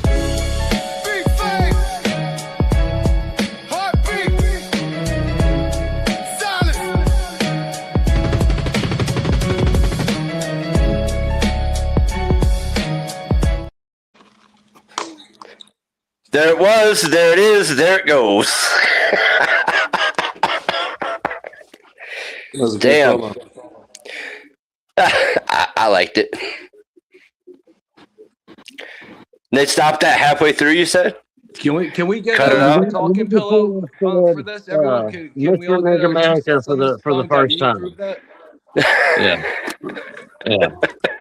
So. Oh, Blunt had to clutch his pearls. Yeah. Even though Well, they'll promote him running around the industry saying his name, and it's totally fine. And it's Totally a bunch of white fine. people. It's a bunch of wannabe gangster ass white people who support this motherfucker. I mean, you look at Hollywood. You look at fucking Mad T. You look at Blunt Row. These are the most wannabe gangster motherfuckers in the goddamn E-Fed fucking game today. Seriously. Now, they're fucking Preach it. Preach it, Shady. Hey, stop him when he's wrong, right? Yeah, clock it. Yeah, Shady, that was a great promo. I love the part where you said you're done with this filth, because that's what EMP is. A cesspool of shit. I wasn't We can agree necessarily on talking that. about EMP at that point in time. I was talking about a situation. So It still fits. It fits. I got two questions. One is, well, I guess I got three. The first question: whose background noise is fucking up the feed here? It's probably mine. My kid's sleeping in the other room. He's got it. It's probably mine. No, you get the pass. That's fine. All right. Second question is, Shady, why you half-assing it on that word? Why don't you finish it off like a fucking G? Well, I'm into it. And then the third question I have is, Birdman, really? You ain't got nothing to motherfucking say to me? I mean, you always got something to say when I am in the motherfucking room, but I walk in the room and you playing it off like we doing a show. Oh, that was a good promo, Shady. What the fuck, bitch? Listen, Really? my enemies are your enemies. No, that's not how it works. No. It's the Black Knight of CWF, motherfucker. It's the click against everybody. It's the click against everybody. We ain't fucking. My enemy ain't your enemy. We ain't fucking friends, bitch. You ain't sucking my motherfucking dick. You can eat a fucking fart out of my asshole on a good day. Let's be very fucking serious. Still hide behind them glasses because your eyes are googly and you make fun of Gypsy. You fucking cross-eyed, kook-eyed motherfucker. I'm not no gypsy freak. Are you fucking kidding me? All right? This is what you wanted. This is what Jimmy asked for months ago. And I told you, fuck you. I ain't doing it on Birdman's show. I'm doing it on my motherfucking time. I'm doing it on my motherfucking my show. Right. Exactly. Hey, exactly. Shut the fuck up. Go sit in the corner. Leprechaun. Go sit in the corner like a good retard. There, boy. Go sit in the corner like a good retard. Go drink a little more. Exactly. Go drink a little now, more, since Birdman's irrelevant, where's Hot Boy Jimmy? Where's Hot Boy Jimmy? Look at, we got Birdman in his feelings. Go ahead, finish up. Go ahead. Who you got there? Go ahead, finish up. Finish up. Let's go, Brandon. Yeah, this motherfucker trying to turn over back to me. Finish up. While you're talking Finish up. We're done with you. Where's Hot Boy Jimmy? Go get Hot Boy. No, we're done. We're done. You can't take over. This is my show, motherfucker. Where's Hot Boy Jimmy? When you called Mr. Where's America, Hot Boy Jimmy? Were you the first white person? It's nigger. Grow a set. There it is. Grow a fucking set. That's not the character's name. All right. The character Now, is where Mr. is Big, James America. Rudd? That's the character's name. Are we tagging James Rudd? Tag up James Rudd. We might as well get the whole party in here now. Yes, we're done doing this thing now. Thank you for your I'm sorry, Jimmy. I'm sorry, Jimmy. This is what happens. Thank you for your time, Brandon. Thank you for your time, Brandon. You know that this would be one of the hottest. Right. Yeah. segments. Always ready. Always prepared. You're ready to fucking go. You wanted me. You were gonna fucking eat me alive. Bitch couldn't handle the Cheerios I passed up in the morning. Are you kidding? You were hiding for a year. Hiding. You were hiding. No, there's a difference. I very seldomly play down to the retards. Looking like Grizzly Adams, like motherfucker. Yes. I have no time for you. If me hiding is you, if me hiding, that ship sailed long ago. It's done, man. That's old news. That just sounds like you're trying. That sounds like you're trying to avoid it. So if me hiding is going on to the finals, hiding for a year. Okay, keep going. See, this is why I knew I shouldn't get on a live with you, because you're just going to keep interrupting to save your ass. You can pull the Uno reversal on dumb retards. Me hiding. I'm sorry. I didn't take a round one exit in the World Cup. I didn't take a round one exit in the World Cup. If you would have lasted longer, maybe you could have dealt with me then. All right. You can't hang with me. All right, son. You ain't on my motherfucking level. Where's our AI? Shady. Where's our AI world champion? Give me a motherfucking break. Are you kidding me? I'm telling you right now, Shady. Phil wins this belt. Phil wins this match. You shut down eFeds, because no one's going to compete with Phil on an AI level. No, for real. No, you can't. We got a mid-tier vocabulary with a fucking top-tier approach. All right, this man can push buttons just as good as I can. I just do it in and I take away Grant's basic fucking down 2-layer filter video down. I'll judge it on everything else. How about that? I mean, neither of them are good. I agree with you on that. I mean, hey, Shady, this is we don't step into a ring. We aren't fucking putting on short stories and movies, independent fucking films. What does that mouth do? All right, that's how these promos needs to be judged. Everything else, agree with that. That's where it's at for me. It's about this. What's that mouth do? What's that mouth do? I didn't watch. I've already come to that conclusion. Yeah, I didn't watch either one of them. I'll be honest with you. I skimmed through Phil's because, 12 and a half minutes. Are you fucking kidding me? 12 and a half minutes. And half of it's... Here's the thing. When I skim through Phil's, every time I fucking stop skimming, who did I see? Grant. What the fuck? Like, you got to be a bitch to job out like that. Like, yeah, go ahead. Use me all in your motherfucking video. Like, come on. Like, you ain't ever going to see that shit on TV. Give me a motherfucking break. Phil is brilliant with what he does, but what he's doing ain't a fucking promo. I've heard that from multiple people.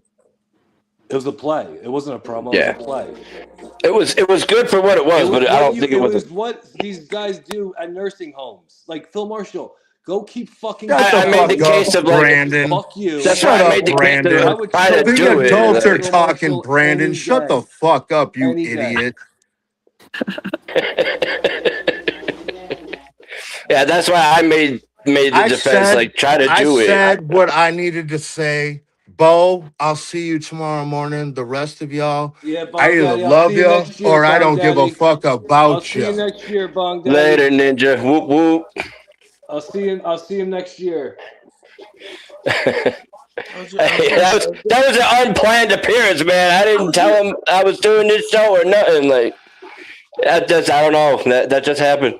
I don't think Phil Marshall asked consent for Unfiltered to use his AI. I don't think that was consent by Unfiltered. I could be No, wrong. I think he's saying like it wouldn't happen like in a regular video package. Like they No, wouldn't. he made it seem. But it he made might. seem But it like might. Unfiltered. Well, did he have to give like a side profile? Like here, all right. If you're gonna AI me, here's my side profile. Well, no, you could Here's take a this. picture of him and turn it into AI. He probably took a picture and had it. I don't know how he did it. Gerbil, get some of those EMP guys in here so I can speak the fuck. That's part of the sauce, though, right? Like no. that's just the secret sauce. Is how did he do it? I'm not Like, trying to change the subject or anything, but I do want to say a special shout out and rest in peace to Mike Sansone, aka Cletus the Bum. hey, I appreciate that, man. It's been a rough last couple days. Like a bunch of people know him throughout the EFED community. He sadly lost his life the other day. Yeah. Well, he's been around a lot of places, but Asylum was his home. You know, Asylum was where he called home. That's Cletus the Bum, you know, aka Leon Dredd, aka Crossdresser Michelle. But anybody who knows it beyond that, like match at the Memorial Show, bro, I'll sign. he was one of the good guys. I appreciate that. I appreciate that, Birdman. But the card's already done. It was bad timing because we're at the end of the season. The season ends on Saturday, so there's just no time for that. But I appreciate that. Are you guys doing a Memorial card? When we come back, we're going to do a solid one. We did some stuff today during our video reviews because we do treatment reviews. Like Don and I, we don't watch anybody's videos all week. We watch them in real time today on Thursday, and we react and we give them gold stars if they follow the story and stuff. So we give them a real time reaction. Our results show is Saturday, then we go on break till October. But Mike called Asylum home, and like anybody who knows him beyond what he did, like dude was in my inbox every morning. Good morning, you know, how you doing? One of the best fucking people you could ever know, just attitude wise. Dude was always happy, never negative. Just an awesome dude, you know. Yeah, man, so I appreciate you for that, Shady. I'll sign up for the Memorial Show, man. You know, I'll put on a good show for you, Bojack. I mean, I did try to get in there. You're gonna be respectful. A man died, so like a treatment. Okay, so instead, I always am, you son of a bitch. Well, I appreciate you for that, Birdman. A treatment. Okay, so we're in an asylum. Everybody is a patient with a certain condition, whatever that is. You come up on your own, and we don't have matches. We have treatments. So instead of like a steel cage match, it's a bloody ladder treatment where you have a bloody ladder, and the treatments are designed to help you progress with whatever illness you have. And our championships are designed around these treatments. You have the Insomniac Championship, the Inner Demon Championship, and the Asylum Championship. Just 3. So the Insomniac Championship is designed to keep you awake.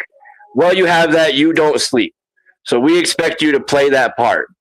Your character does not sleep the whole time you have that. So that's supposed to affect you, you know? And then you have the Inner Demon Championship where you're battling your inner demons. You come to grips with your inner demons and you finally conquer your inner demons. Then you're ready for the keys to the asylum and you try to go for that Asylum Championship. That's kind of how we do it. And they're all geared around the treatments. And basically we have doctors and nurses that are around and we're watching you and we're doing this whole thing. And there's underlying things to that. Is that a real person that's the nurse, or is that like an NPC that you guys just give a name to? Some are the nurses basically are NPCs, but the doctors and the investors are very real. Now, and I like that by giving the championships that title and that idea behind it. That helps people's promos. That's almost giving them tidbits and a style to go for. Right. It's not just you're not just a champion. This is a tool that aids in your treatments that you earn by progressing in your treatments. And Shady, you being a figurehead of SME that's watching this business with a close eye.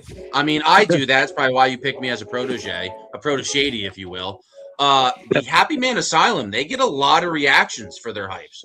I feel like the hypes in 2026 is a dying art. Besides your opponent and maybe your friends that will give it a like without watching it, a lot of people don't really react. If you're into this for the storytelling aspect of things, then you know places like that are good. all the interactions on the page. I enjoy watching places like that, but I've been more competing in storytelling. I'll give Burnman my live deduction of it. It's very. You guys nail the product on the page, but what you guys do as a show is then take the Facebook things and you rip it and watch it again. So that's because we're watching it. It's from a doctor. Time. Well, yeah. Well, that it's real time reactions, so you see how we like or don't like your video, and then it's also from the point of view of the doctors and the investors are watching the product. We're watching these video treatments. They're video treatments that you basically the patient has their camera, and it's like a confessional from like the real world. If you look at it that way, and we're watching. Come up with this concept. I did not come up with it. That is 100% Donald Smith. That is his concept. I just help him out. I did get some of these promos. Some of these are good. So am I allowed to say his government name? I'll just say his first name, Cody. What is Cody? Well, yeah, okay. You can say their first name and I'll say their character. Right now, he used to be Legion, and now he's evolved into Brooks. A lot of people know him. He comes from a different side of things. But Cody Bentley. Yeah, Cody Bentley. Yeah. No, Birdman, do you know? I don't think he's going to be upset that you say his names. Like, if he is, he can be mad with me. Birdman, do you know? Exposure's exposure. We're here to let people know what we're doing in Asylum. So this guy might devil better than the devil. I'm a Cody Bentley guy. I like him. He's another guy who does a lot of theatrics, kind of like Phil, but he more focuses on his character in the theatrics than the theatrics. So it's like a whole thing. It's a little bit of a long one, but I like this. This is good. I want to show this. I'm about to show this. They tend to be a little long in Asylum. We don't give them a time limit. And what the fact that it's a treatment when I watch it, I feel like when you made these matches, it's like, oh, I get the time to really let out. We react negatively when we hear the word match. So that's the whole thing. I like you guys. You have a lot of good talent there. It's wild how much good talent is here. And this guy coming in October. I don't want to give away too much, but there's more coming. So you're saying I could do like an LJN King kind of thing and just like the doors? All I'm saying is from now till October, the doors of recruitment are open. The doors of care. You son of a bitch. You definitely need some fucking treatment, Birdman. So. I'll be Birdman's tag partner. Is there a tag? Do people team up or is there is right? Well, okay, so the tag division is unique. The tag division is annual, and we do a tournament. Last year's winners were Bong Daddy and Casey Riddle, so they defend in 2017. So whoever wins the tournament next year will face them.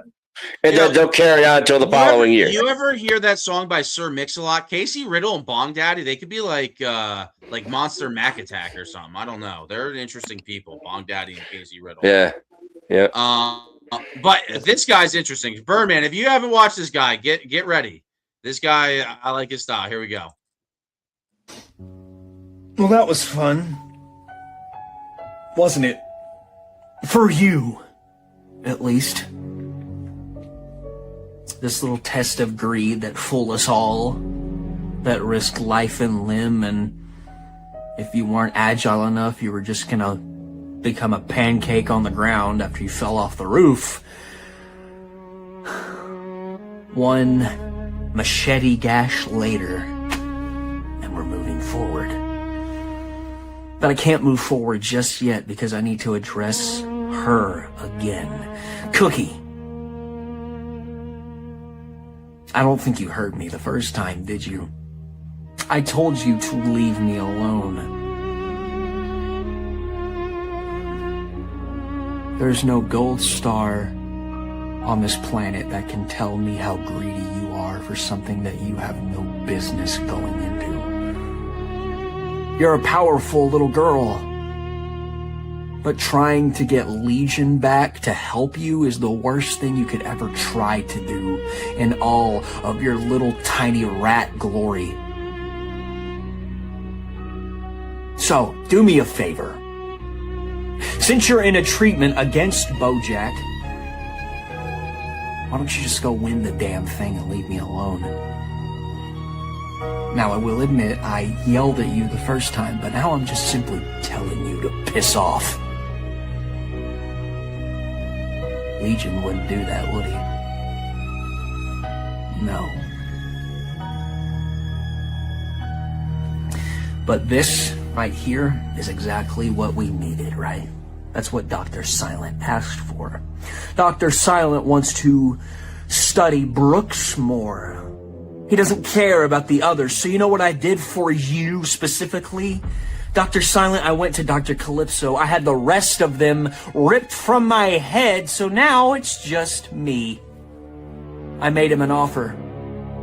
One last offer to conduct business because he thought that for whatever reason, I conducted a very solid business with the Inner Demon Championship, and because of my reputation with it, he seemed very generous. So in exchange for the rest of the little sprites of darkness that like to take control ever so often, I asked him for the full potential of Kurt Wayne Brooks. Everything about me that was taken from me, I want it all back! My wit, my integrity, my strength, and every power that I possess in this body of mine. And if these pale eyes of full potential don't serve enough of an answer, my request was granted. Dr. Silent, I am Brooks in full swing and full potential, and that is a problem for everybody here. You thought Legion was bad. You thought Legion's tyranny would be the doom of everything, but you haven't seen what I can do, and we're already too late at the end of the season for me to do anything more than just take the asylum in full swing. When I step into Lucifer's cage against Patient Zero, Damian Wolf, and Unhinged.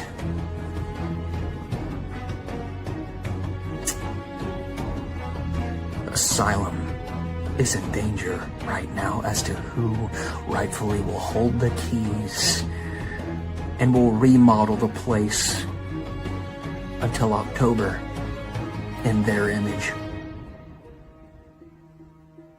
That's exactly why I crave that power.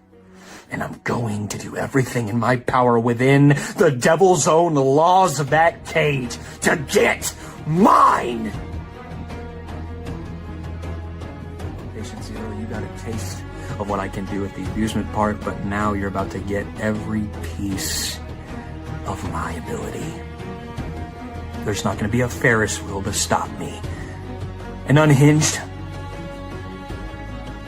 your presence is very well known in this asylum. You loom over everything. I still remember at one point in time when Legion nearly ripped your wings completely off. But that was the thing, he nearly did. I'm just going to do it without hesitation. I'm going to rip you piece by piece, and I will make a bonfire out of the bones that you may or may not have. If not, I'll just make a flesh blanket, and I'll wear it around the place like a cape. Because that's how psychotic I can be, if I want to be! And Damian, how much longer is this? It's almost over, bro. Because I know you'll bramble about this later. He's getting to the crescendo. Eat your popcorn. It's the final act. I'm gonna make sure that you don't matter right now. Mistake twice of you winning the Asylum Championship, because you're a former champion. But it's time to let others play with it. And I'm not gonna let you get in front of me.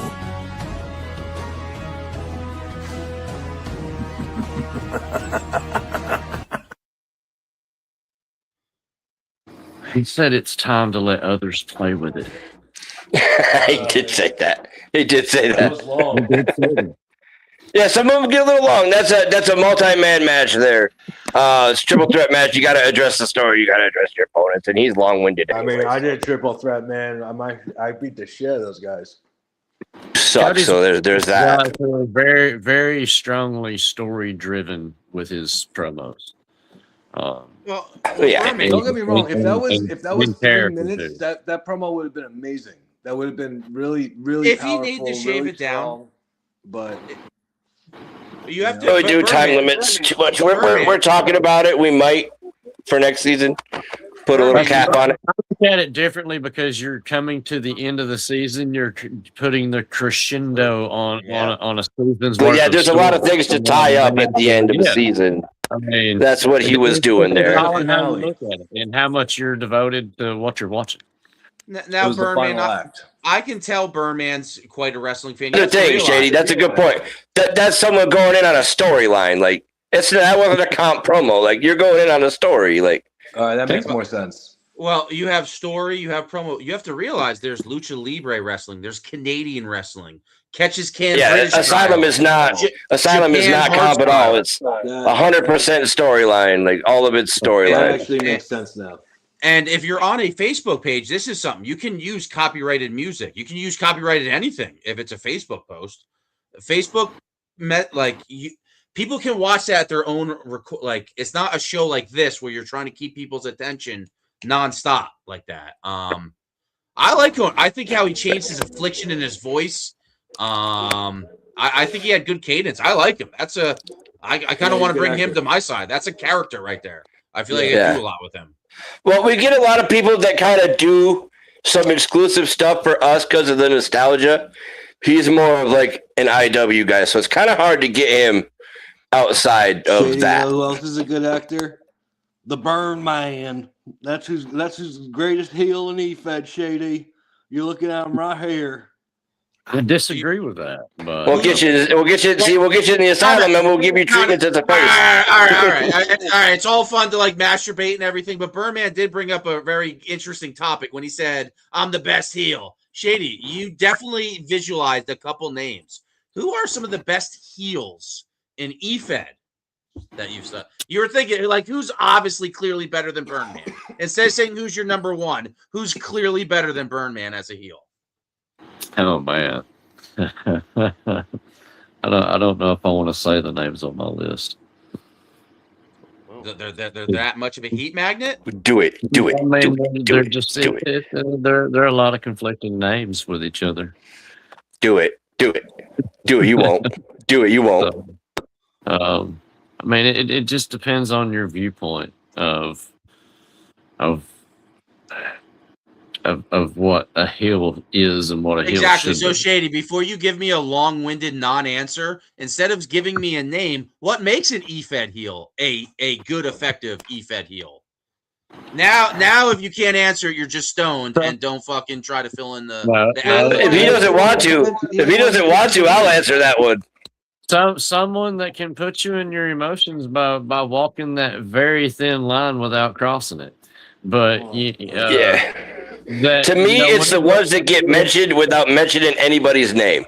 Exactly. If I come out and I drop a hype, and within just a few minutes, you're in your emotions and coming back out with a rebuttal, that tells me that I struck a nerve. How many world champions? All I know is I'm in a lot of people's mouths and I say nothing about no one. You are attached to a lot of people. You're part of a lot of factions, teams, stables. Shady, Run my mouth about no one. That's bullshit, Bojack. But you're guilty by association. You're guilty by association. Yo, Jimmy G, play a fucking Bojack promo, man. Let's hear. I don't run my mouth about anybody. I don't run my mouth about anybody. Well, Shady, what you said, I can't tell you how many times I've cut a hype and I have champions offering their championship belt to fight me. So I obviously made it to the last chapters of Wrestling 101 if I've accomplished that. I think my problem is depends on your goal at the end of the day. Now it doesn't matter. Yeah, magic spell. This is Bojack's show, and then it's my show. Don't try to fucking magic spell me. You just gave me and I said and you're backtracking. Oh man, I'm sorry guys. I'm the real hot boy Jimmy though. Oh, the other was lukewarm Jimmy. It is. I'm a little. I don't know. I mean, there's no. Is there girls that watch it? Oh yeah, we got girl superstars and whatnot. What? So what makes a good? So minus people doing that. That Defiance had to make a rule because of that. How many people I get to want to put their championship belt on me in a game show? Oh man, you guys. Anywho, yo, BoJack, you be fun. I don't have a BoJack. Each other off and figuring some shit out. I thought that's what the solution was. So I do have. So who's like? Where's Kruger in the pecking order of Asylum? He's the fucking paterfamilias. He's the king. Whoa, that's his baby.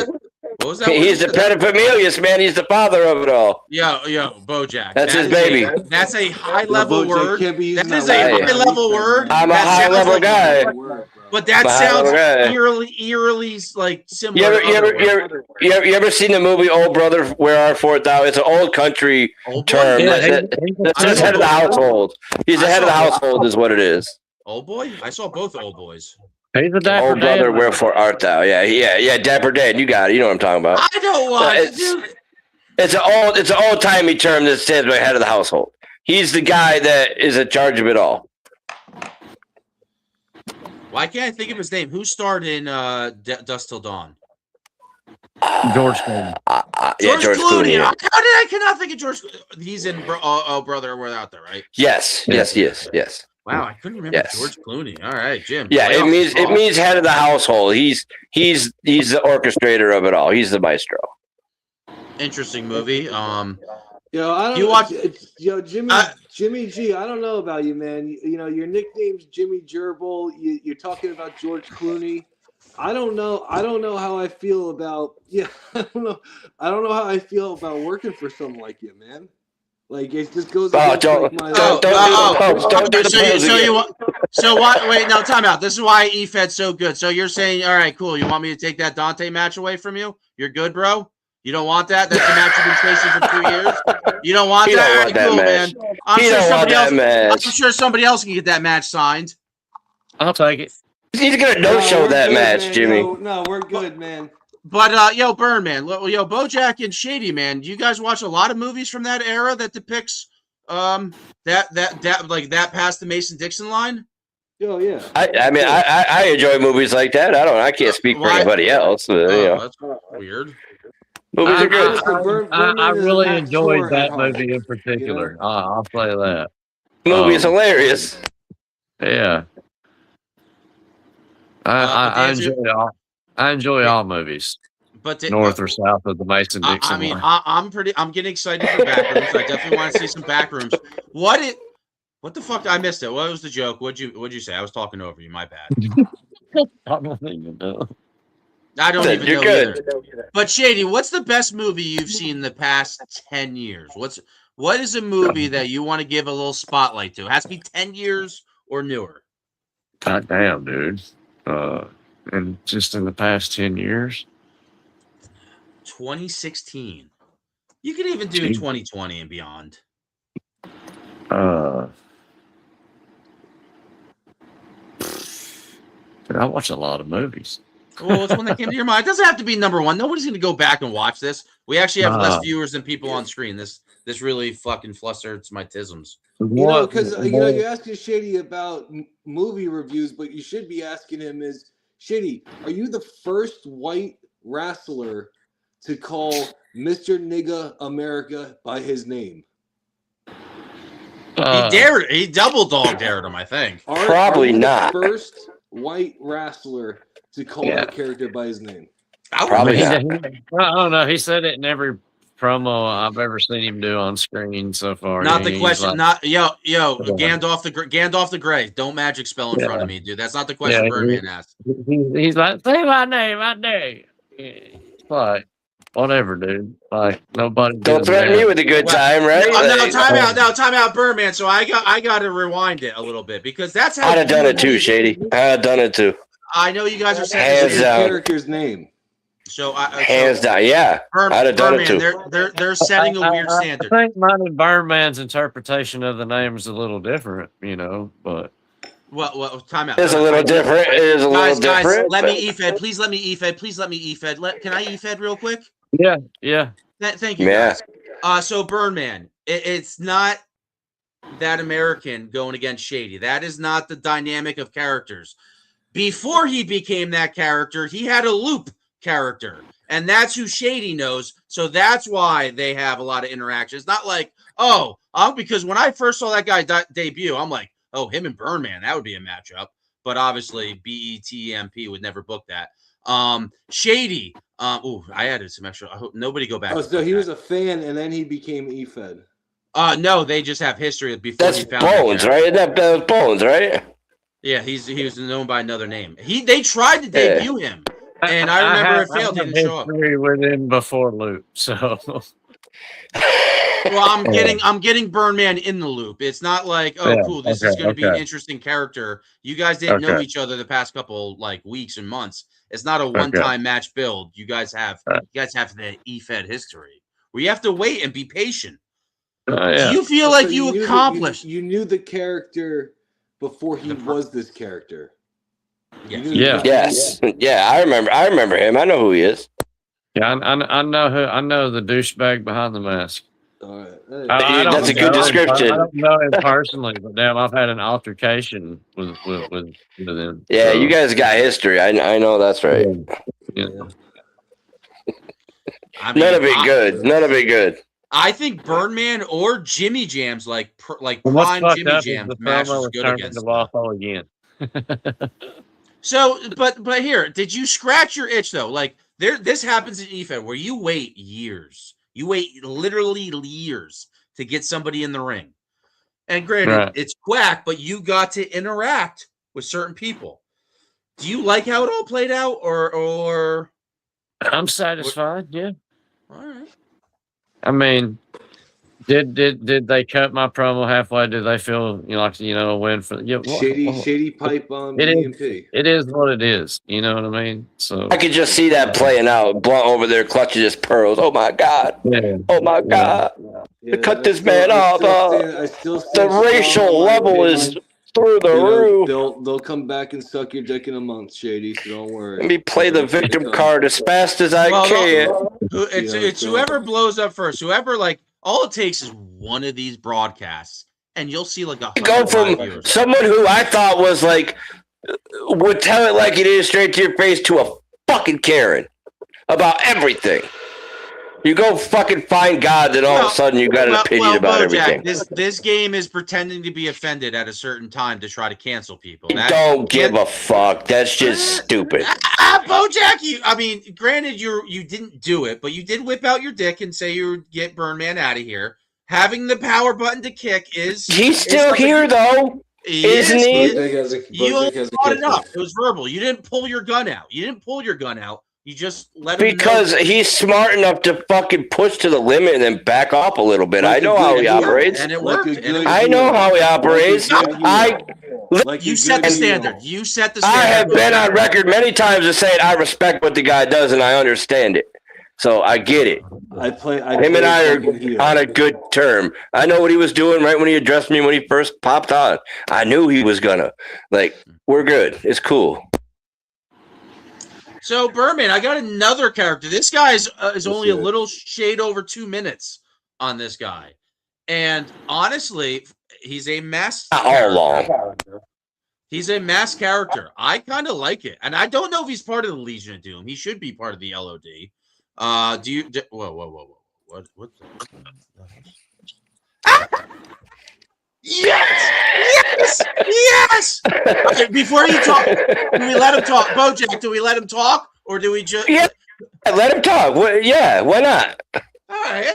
JD, what's going on, man? Welcome to... No issues with JD. JD's fine. Thank you for having me. What's up, Shady? Oh, wait, are you there? No, you're there. Oh, yo, Bojack, this is kind of like a throuple thing. Can you just be quiet? Yeah, let us... I feel like you guys need to have a moment. I'll give you a moment. You have a moment. Wait, Shady and his... I haven't done this in a while. Shady's. I think I might hurl, though. No, but... I might. But as the host, a lot of people disagree with my choice of protege. You know what I mean? But I'm proud of both. There's people you could have chose, Shady. There's worse people you could have chose. Yeah, I chose them both for their Yeah, own particular reasons, man. Definitely, bro. We're still on the fence about JD though. When I first seen what they were doing in the game when they first came in, and I was all right.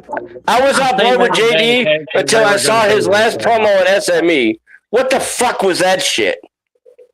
Can you elaborate? So no, so the I one will. where you're trying to be a Brit. Yes. So when Birdman said, "Who's going to copy Phil Jadarius Dreams and my escort Jay Coolin, get the fuck out of here with that corny shit." JD, did you like Phil Marshall's promo? Oh, I loved it. Are you talking about JD? Yeah, you could tell he loved it because he thought he was Phil Marshall in that promo. What do you mean? Yeah, exactly. Am I being pranked?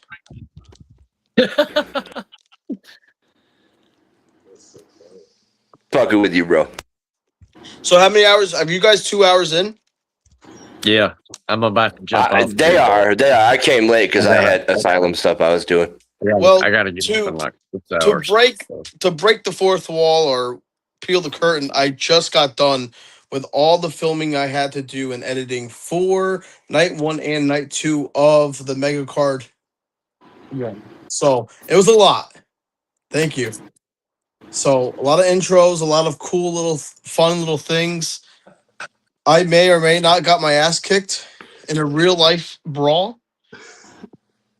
JD, you might want to reshoot it, man. I think you're gonna have to reshoot that shit. Well, I would love to. Maybe later on, but it's already done. I think no, run it back. Don't submit it. Run it back. Technically, I don't have to. I have to submit it. Send it to Jimmy G. Let him do his fucking job for once and review. So shit. how's being a new father, JD? Congratulations, by the way. Congratulations, man. Thank you. It's tough. It's a lot less sleep, huh? A lot less sleep. I make sure that my girlfriend does all the work actually, and I just promo and defend the entire time. Yeah. Hell yeah, that's how you do it. Oh, shit. I actually don't understand how some of the men here do it because I'm like, how do you have time to promo? I'm just trying to get the hosting down.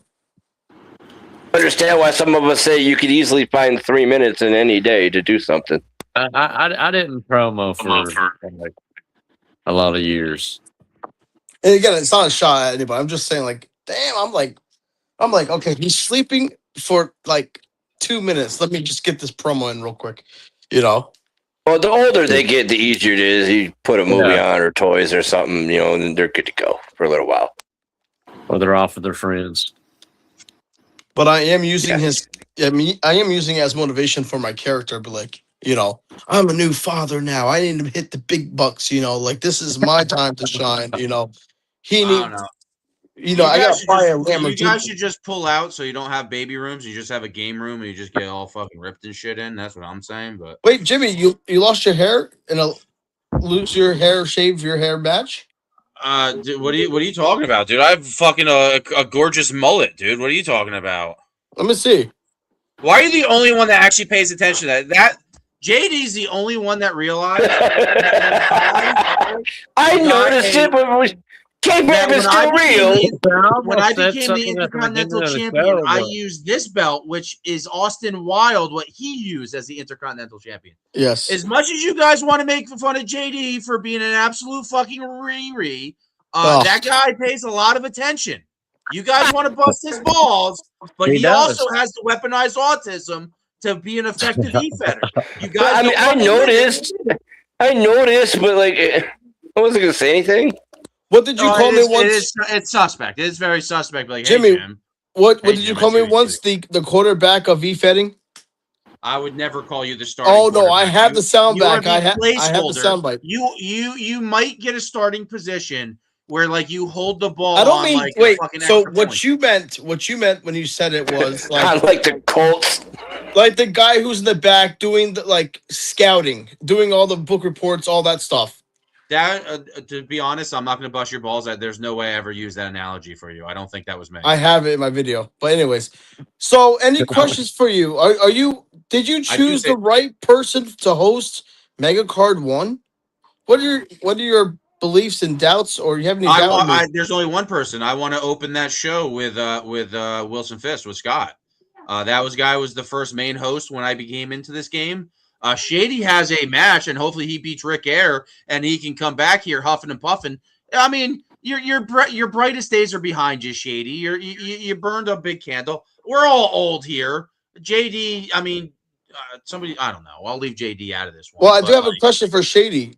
How many times have you fought Rick Air? Answer your question. Your first question. Well, wait a minute. You brought up Shady, so how many times have you fought Rick Air? At least a handful. And who has the upper hand in this match 3 years between now. you two? They have not had a match in 3 years. That's a good question. Yeah, I'm here for it. I mean, I'm old and a stoner, so I can't recall that information right offhand.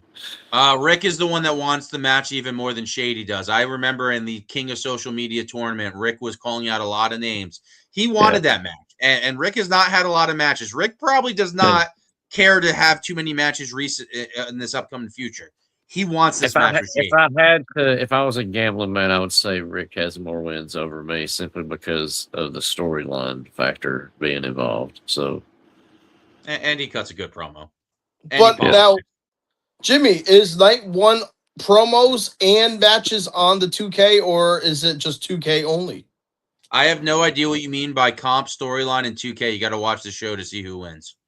I know, but I'm asking for the fans. I answered your question. Reiterate what I said in your brain. What to expect for night 1? What are we supposed to expect for night 1?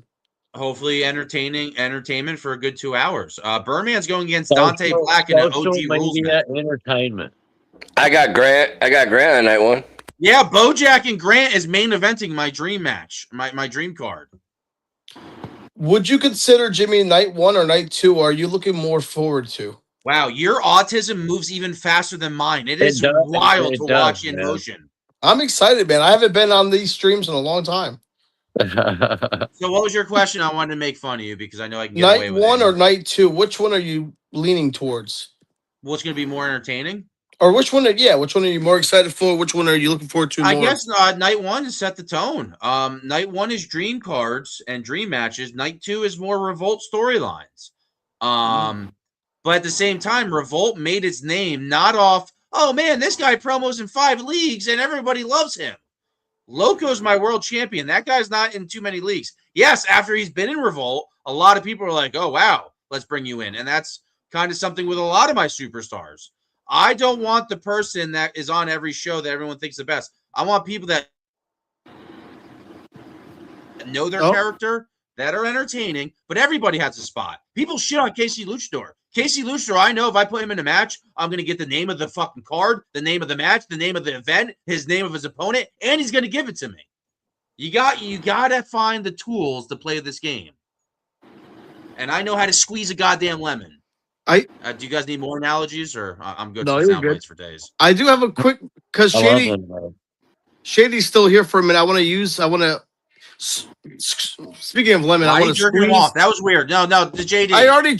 You did that. I already jerked him off. 8 minutes ago. Awkward. I want to squeeze the rest of the lemon that is Shady while he's still here.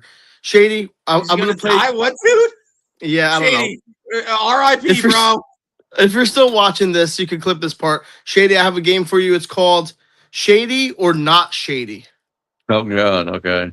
Okay, and some of this has to do with some of the hosting, different things that I did for hosting.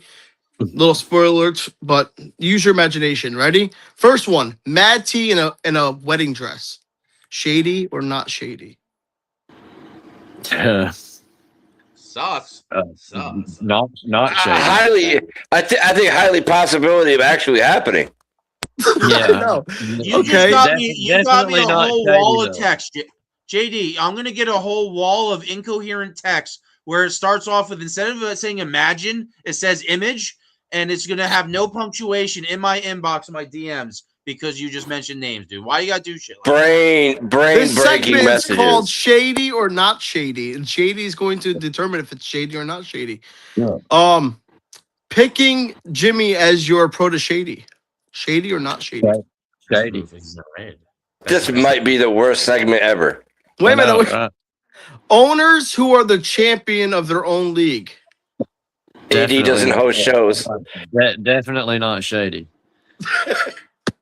I got one more. One more. You heard it here. You better make it a good one. This is the only one of you. Last one. Rockstar on the toilet. Shady Definitely or not, not. shady? Definitely not. If he's shady. showing his balls or not. Is What he showing shady his is how many- balls? Is he showing his balls or is he sucking a plunger or both? What's shady is how many people marked out to that, cracked up, saved it on their phone, and still use it as a detriment and make fun of him. It's in my promo. I made a promo with him. You show his penis in your promo? I have seen a lot of things in this game, and the shady file cabinet is huge. That's all I'll say. These Besides- messages might be out of order. Don't lie. That double says you're spank bank. Don't lie. I mean, I have got quite a few titties, you know, in the DMs. So I can imagine. Grant Miller's titties do not count. I never get paid in gum. Hey, Jimmy, when is the night one for everyone Tuesday, watching? and it should be Tuesday at 6 p.m.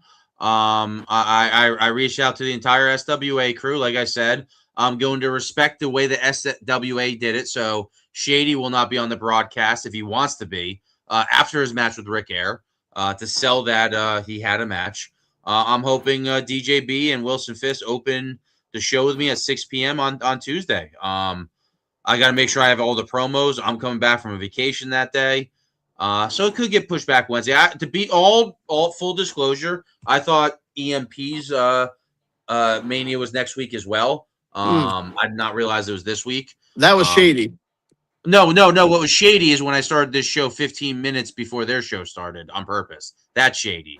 But it's not shady because I say it, because I don't play this game shady. I don't play this game shady.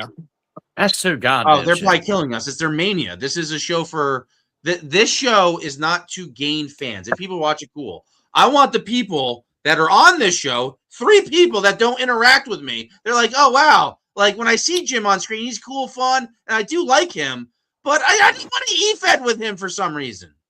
I just wanted to see the promo I worked hard on screen. Is it on here? Is it on here? Yeah, I know. Well, that's You know what, Shady? The silver lining to that is, Shady, we were kind of checking up on that last night, and like the views on that were very, very, very minimal. So I've got a screenshot. Whenever I started watching their show, it was one view, and it was one view. Yeah, that's what we kind of tracked the whole time. Yeah. So, I don't know if they're falling off or I don't know if they're falling off, losing steam, or if they've got their nose pointed so high that people are just not fucking with them anymore. I don't know what it is, but their number and following seems to be dwindling. Yeah. So I would like to set that standard here on this show tonight, but I will not set that standard. You would have to subscribe to the views and opinions of this show do not reflect the views and opinions of Jimmy Jams.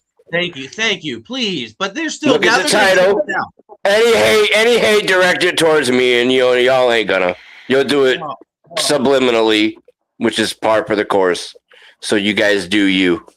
Thank you. Like I said it before, my promo was never intended to be derogatory towards the EMP, none whatsoever. It was towards one particular individual. And yeah, fuck you, Mr. Nigga America. So other than that, I mean, that was my whole intention. You know what I mean? Like it had nothing to do with the EMP. It just happened to be where it happened. Well, who plays him? Who plays him? I've never even heard of him. Someone else. Shed some light. Anybody? It's the character Bones.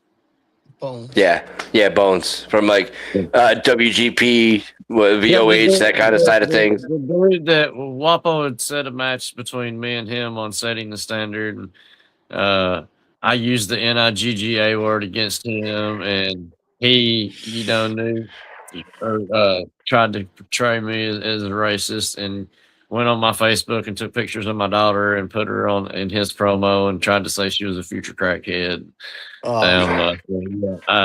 We had different viewpoints. Gloves come off at that point, in my opinion. That's more shady than shady. Yeah. I mean, that's pretty shitty.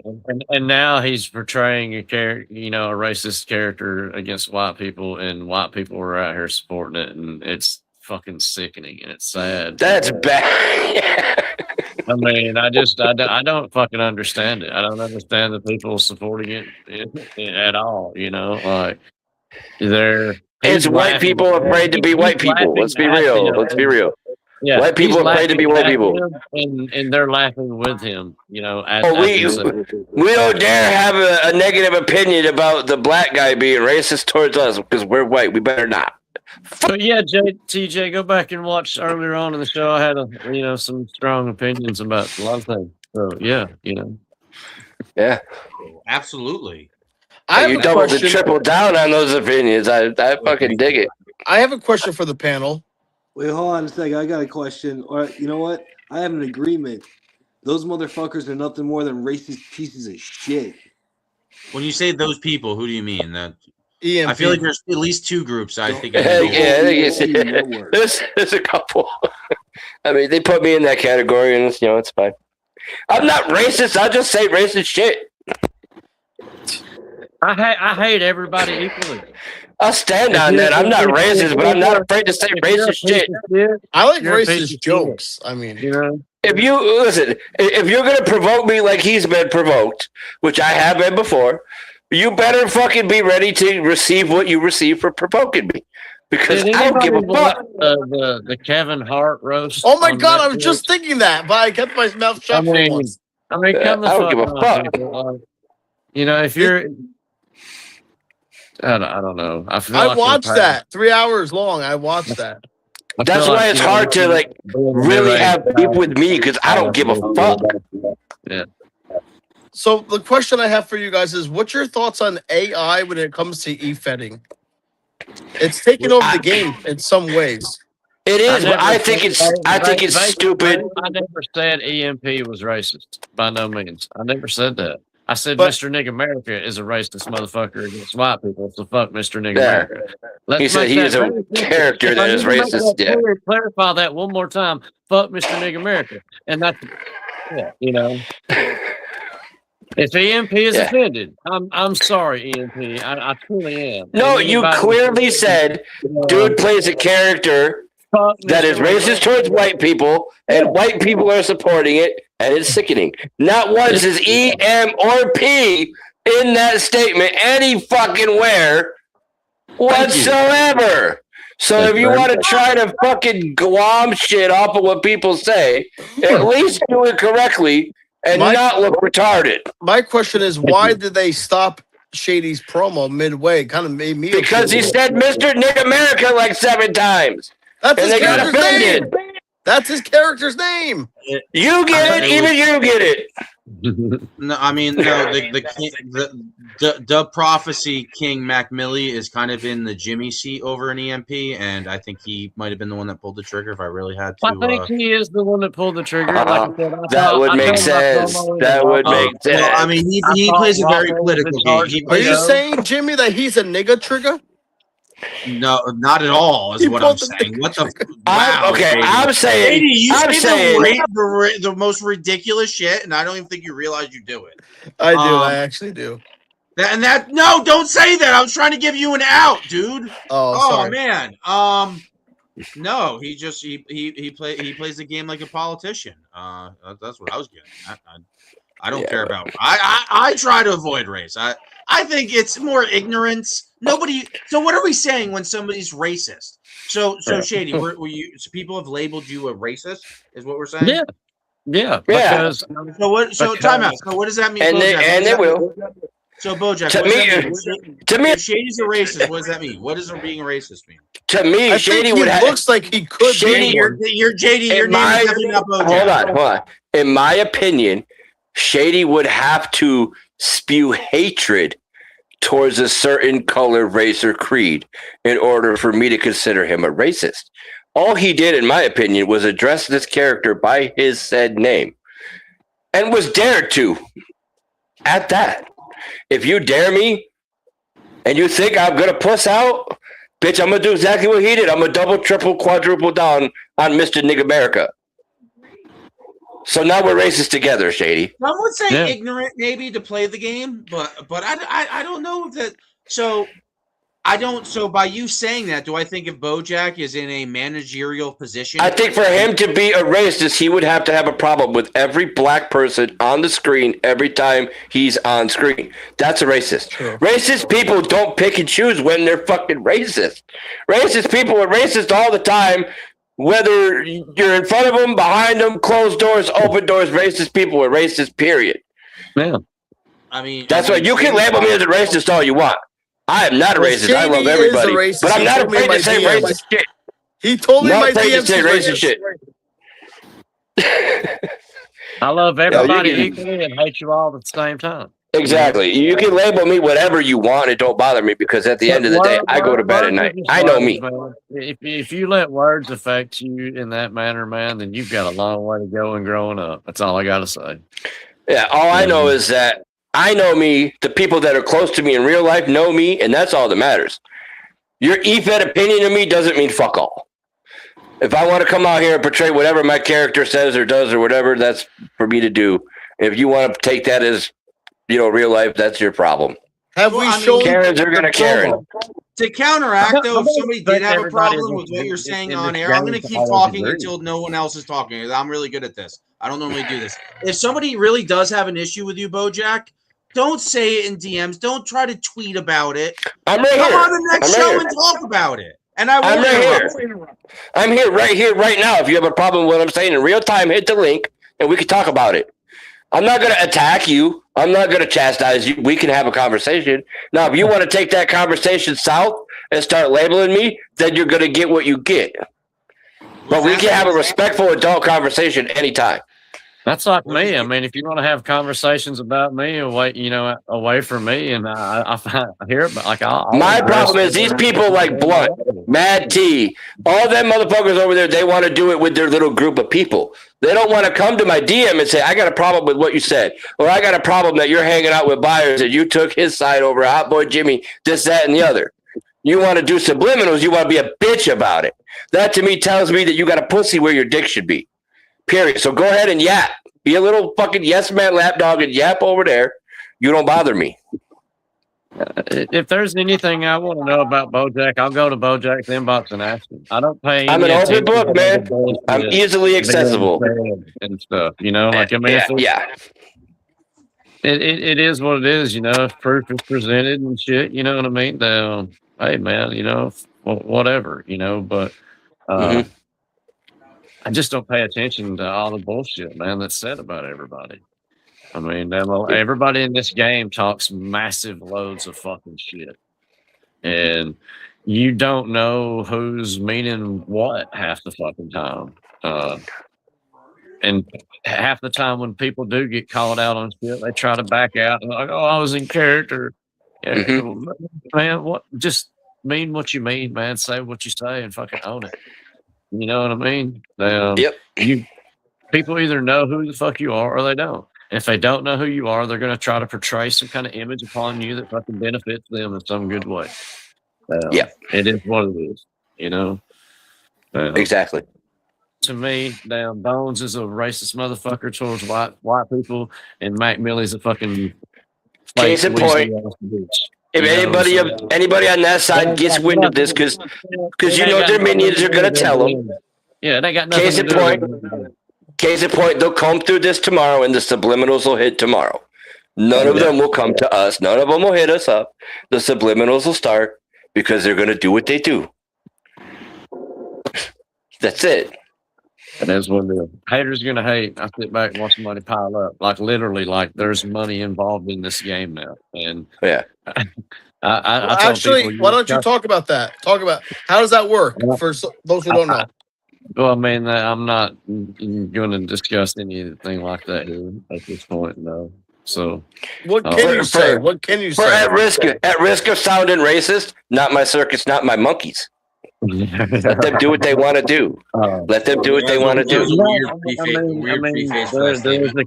There is a company called the IWC, and then it's being financially backed, and there's money and opportunities there for certain individuals, and it's only going to grow.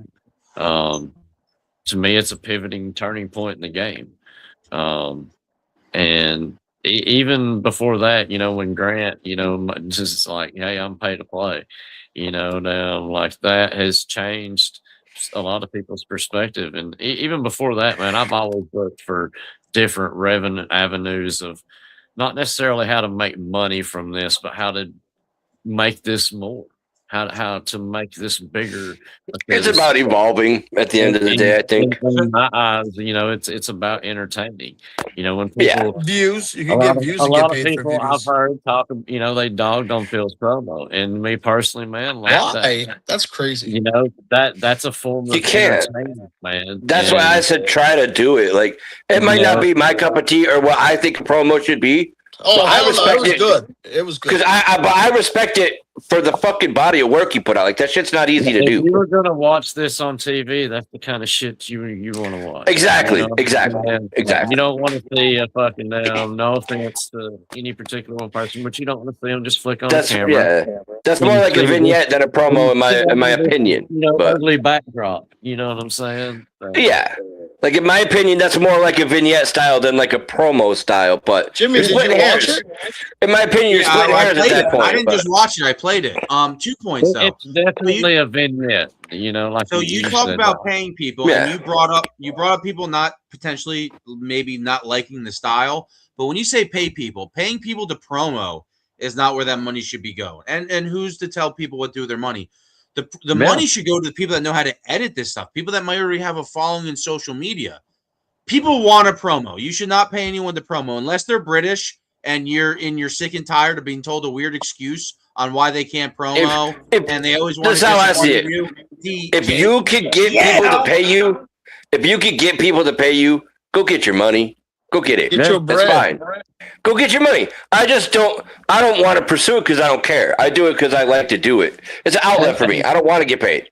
But like the people that can get paid, fucking get your money, man. Get it. Right. Oh, I get it for everybody. And to me, the IWC is a place for the big dogs of this game. Everybody has a price in there. Who's the owners and not management necessarily just the big dogs, but I mean, it's because there's going to be other people there competing too. But I mean, you're going to see a lot of the bigger names do bigger things, I think. Who's the hierarchy over there? Who's the bosses? Who's the management? Who's IWC?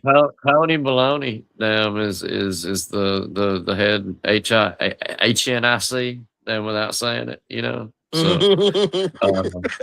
we're teeter-tottering this. Only if you put America at the end of it, Shady. Yeah. Oh shit. Oh wow, I missed that. It took me a little bit for that to dawn on me. Man, you guys are quick with that. Guys really got some. They're not the only ones that can do subliminals. That one. They're the only ones that can do subliminals. Yeah. When you've taken down those attacks, year after year after year, like I have, man, like you just get used to it, So, Jimmy. Well, I mean, so to be fair, if we were going to talk about I was going to talk about some Southern white stereotypes and use you, Shady, but I felt instantly gross doing it, so I'm not going to do it. Jimmy, so you played Phil Marshall's promo against Unfiltered, the one that played both of them tonight. Yeah, we played both of them tonight. What did you think of it, though? What did I think about it? So Unfiltered, I did not like the beginning. The cadence, the sound of it was just weird. I was like, oh, this is his main event? Because at first, he dropped, I believe, a tag match with Jocelyn. Wow, I said it got Havoc. And I was like, oh shit, is this it? And it wasn't. And then he dropped this. I like how he talked about the lineage. If I'm an SME judge who I don't know the SME judges, Unfiltered hit a lot of the right points to hit in a promo. Is it his best one? It's a little. Once again, both these promos are very long.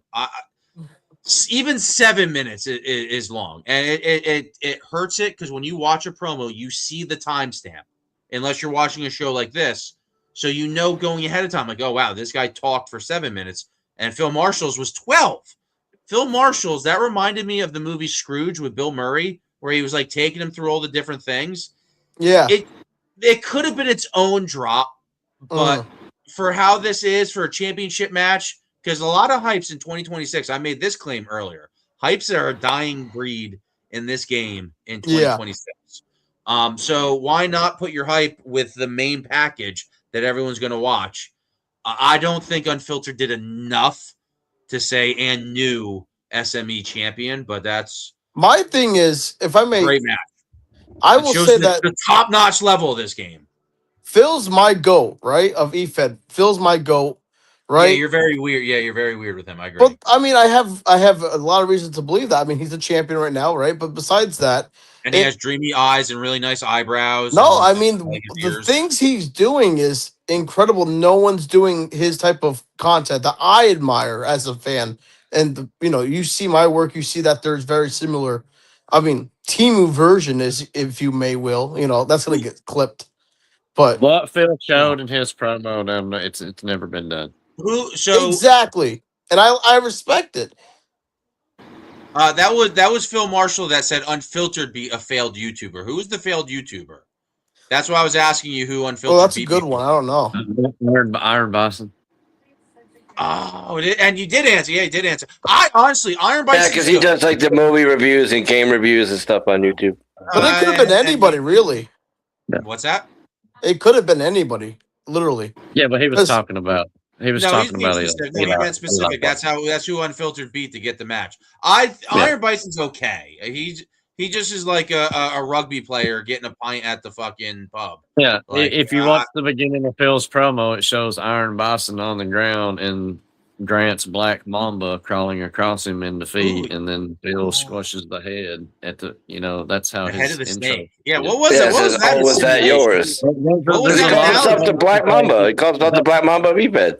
Both of these guys told stories in their scenery, in their imagery, not just in what they said. So, I mean, I'm not gonna lie. I'm gonna sound like a fanboy here. When I first saw the video, and then they did the directing right in the beginning, I'm like, oh my god! Cool. I paused. I was like, babe, am I watching a premium of EFED or something? Like I was being serious. So the person you have sex with, you were watching EFED, you felt an emotion, you need to combine both those things at once. I do agree, though. I do find that wild. That was like a movie presentation. James Bond-esque type intro. If you, and I was like, whoa! I had to pause for a second. Yeah. He is a very wrestler, but he's old school. This is new age where we all are trying to be YouTubers and entertaining. The way I look at the time situation is Phil told the story more slowly and methodically. Grant was a little bit more quicker in what he said. If you sped Phil's up, it would almost be the same. But well, he had him traveling. He could have cut the corridors. He paid for AI to be a movie scene. There really were longer scenes. You don't see that with a lot of people that use AI. Like what he did in his promo with the imagery has never been done before in this game. Never. And to be honest, if we're establishing an SME championship title, this title is hopefully going to be around for another 20 years. Phil Marshall doing this in his match is, I hate to do it, I'm not even doing it, but I'm doing it to set the standard. Phil Marshall is setting a standard. It's also risky at the same time, though. And I love that because I'm risky. Do it. Do it every time because brand recognition is key, Jimmy. Say it 5 more times. And when you say risky, I have to agree with that. When I was watching Phil's, I'm like, all right, Phil, this is good, but like, this is just a movie. Like, I remember Mad T went against Loco. Loco had oh man, it was such an awesome promo. Fucking quick, deliberate. It was metal, bro. It was sick. I was not in my head.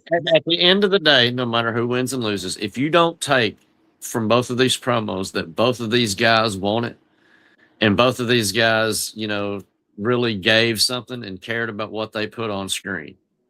I don't know what else to tell you.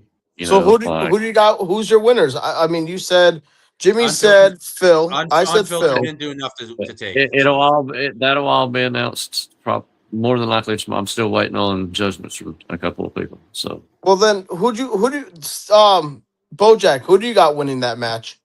I lean Grant, but only because Phil's style is not for me. I think Bojack. I feel like that's the competitor in you. I think you have a big matchup at Megacard. Oh yeah, I do, but it's bare bones, so I got a shot there. I got a shot there. That's a little different, but Grant can talk. Like, ooh, fuck, come on, it's great. Let's talk about that match real quick. So hold on. So but for me, what Phil did is great, and I very much acknowledge. Like, if you don't like what he did, try to do it. But that's just not my style. That's not what I think. That's not what I get into. It's not a lot. It's not for a lot of people in the promo game. So let's talk about that match real quick. Setting the highly entertaining and riveted. Bojack Riz is taking on Unfiltered in a bare bones match. Are you afraid of Unfiltered, Bojack? Afraid, JD. I'm not afraid of anybody, JD. I'm not afraid of anybody. I'm gonna take it to him the only way I know how. Am I looking to win? I don't know. I'm just looking to prove that I can run with him. You know what I'm saying? No, I'm happy this match is actually booked. A very good job booking that.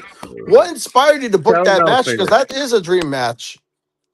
Bojack is one of the best. People say shooter. I don't. Shooting is a weird term because it's too broad. We're in the trash talk business. Bojack knows how of what's being said. Okay, so it's like, I know two people like Bojack and Grant. They've been around each other. They kind of know each other. So these two guys can throw shots at each other that aren't going to offend one another, but may catch an audience's ears. Like, because they don't know, And a lot of times you have to take those things into consideration, But like in the ring, these two. That's why I'm bare bones, because I'm here for that. I'm here for this back and forth. Like, that's what I want. And if I'm going to get Grant Miller, I want that part of Grant Miller, because to me, that's the best part. So to answer your question, JD, since I'm the booker and the reason I wanted to do that match, in almost any match you put Unfiltered in, he's usually the favorite. Especially you do bare bones against Bojack, you can't tell me that Smart Money is on Unfiltered. Oh yeah, Bojack is live, and what we do in this game is pro wrestling meets trash talk. And Bojack has a fucking cadence to him when he promos. This guy over here setting the standard, he sets it. And this is how I know, because when you promo and you're getting angry, you're not as quick to know how. Like, my magic spells are very effective when people are excited, and I can tell Bojack here just chilling. That's why when I say stuff, he always has a very good counteractive point to it. Shady, don't you fucking look at me and smile and know that I know how to play the game. Bojack is he's got a little Eminem in him. He knows how to put bars, sound bites, a cadence. It's a song he's doing as a promo and as a trash talk rant. Jimmy, where's your money line with this match? Do you understand what I'm saying? So it's judged in Revolt. So I feel like that I don't want to toot my own horn saying it gives it a little bit more of a fair chance. But you never know who I'll pick as my judges. Even with it still being a Revolt, I'm going to try to do 5 judges since it's main event. Bare bones, I think Bojack might have a slight advantage. I think Bojack wants this match more than Unfiltered might want it. And if it comes down to trash talk, where it's haymakers, it's that good one-liner that hits, does Bojack have more of them? That honestly, I'm not once again toot my own horn. That's how I think I beat him in Defiance. Bojack, like when you say scared, am I gonna win? And after watching, I feel like I might have just had a couple bigger landing blows, and that's why they gave me, because cadence and delivery, Bojack is gonna nail it regardless. Well, I want to say something actually. As someone who's had a lot of matches in 1 week, Phil Marshall, Doomsayer, and I forget the other person in 1 week. Unfiltered obviously has Phil Marshall. Does that you think that affects him? The fact that he has so many matches going on, and sometimes you overwork yourself when you're So facing to somebody answer like that question, I want everyone to really take in every last luscious syllable I say. What's so wild about how many matches Unfiltered has is I'm the only one paying him. So that really makes me the biggest fucking dipshit on the face of the planet. Does it though? No, Does it, because though? there's a reason. There's a reason why I said it. It's a return on investment. Well, I didn't know if you understood my question earlier about money line, like Vegas money line. Yeah, who who's has the the favorite? favorite? Yeah, who's the no, favorite? I said Bojack. Bojack, I think, has a little bit of the favorite. I feel So like minus 150, minus 150. it would be 50-50. I don't think. I think it's even money almost. They're But I pick 'em. think but Bojack. But to answer your question, Bojack would have a slight advantage. I think No, it's gonna be no, I a- don't believe it. I don't believe it. I remember this from last time. No way. No, it's not. JD, No, don't 'cause- be a mark. He already did this before. This is weak level magic spells, dude. What are you doing? Well, who is it? He was already on the screen, but if he's not going to talk, he's going to sit here and be quiet for a little bit. So Is it Birdman? I was wrong the first time, so I ain't saying shit. JD, how many Rick Air promos have you seen? Another no, because I was wrong. I think I'm if pretty Rick high Air on like that. knows that he's in this match and remembers it and has enough time, more than like 24 hours to do this match, if like Rick knows like tomorrow maybe and has a couple days, I think he'll beat Shady. I could be wrong, but Rick might not even know that he has this match anymore. He might. Yeah, you might want to send him a And which reminder. is very telling. No, Shady, to bring this all together, Rick Air is the type of talent. So I want to do this show on Tuesday. Rick's the kind of guy to open up this message on Sunday night and still give me something by Tuesday afternoon. Yeah, Yeah. right? Do you think that's a fair assessment? Well, he knows he's facing me, so he'll show up. Okay. Oh, he hasn't seen my DM. It's the naked Well, mole rat let right him here. know. Naked You mole might rat. have me on block. I put money on it. Do you guys That's not remember? Kevin Wool. Do you guys remember the naked mole rat? Yeah, but that's not Kevin. By the way, the naked mole rat will make an appearance at Revolt Mega Card 1. JD, so what do you think about this match, man? Oh man, I am excited. I don't know what Dante Black has up his sleeve, So, and I'd be shocked if Birdman has anything up his sleeve. What is OG rules? Like, clarify that for me. Yeah, please so do that. So in layman's terms, it's bloodline rules. And if you look at it, yes, Okay. So interfere, and which is very crazy. If you guys go back and watch that match, this is why. So anything goes. Bring the whole fucking cavalry type shit. Yes, bring the cavalry is the main thing. Who the fuck's Birdman bringing though? Wait, I want to say something about Birdman. Back when he was Loop, he was a big Dante Black merc. He was the biggest. He fan. was. Weird. Why is that my dream match? Oh my God, shiver me timbers. Why would Jim? He's like polarized himself and isolated himself to like, ain't nobody gonna have his back, which is probably exactly how he wants it. I'm sure. But Show that graphic again, Jim. Show that want the graphic graphic again. Yeah, I want to see it. All right, Oh, not that. What the hell? That's that's J.R. Bell from Asylum. So I ripped his promo, and then I'm like, wait a second, is that hit? That's the wrong right guy, wrong character. Shout out to the because he portrays that character in Asylum. Shout out to the people that can play two drastically different characters. Drastically different. Yes, and that's why I did. I wasn't just doing it to make fun of him. You wouldn't necessarily know unless you were told. Really, well, you might. You wanted the graphic up. Why'd you want? I just want to see. Not to be confused with that match. Soul Star versus Vacant Veil. Not to be controlled with that match. And not to be confused with that match either, but you wanted to see this one. Yeah, it's a great graphic. That's a really great graphic. Even though it has Dante in a seatbelt, somebody had, I think, just. I know that's the only thing.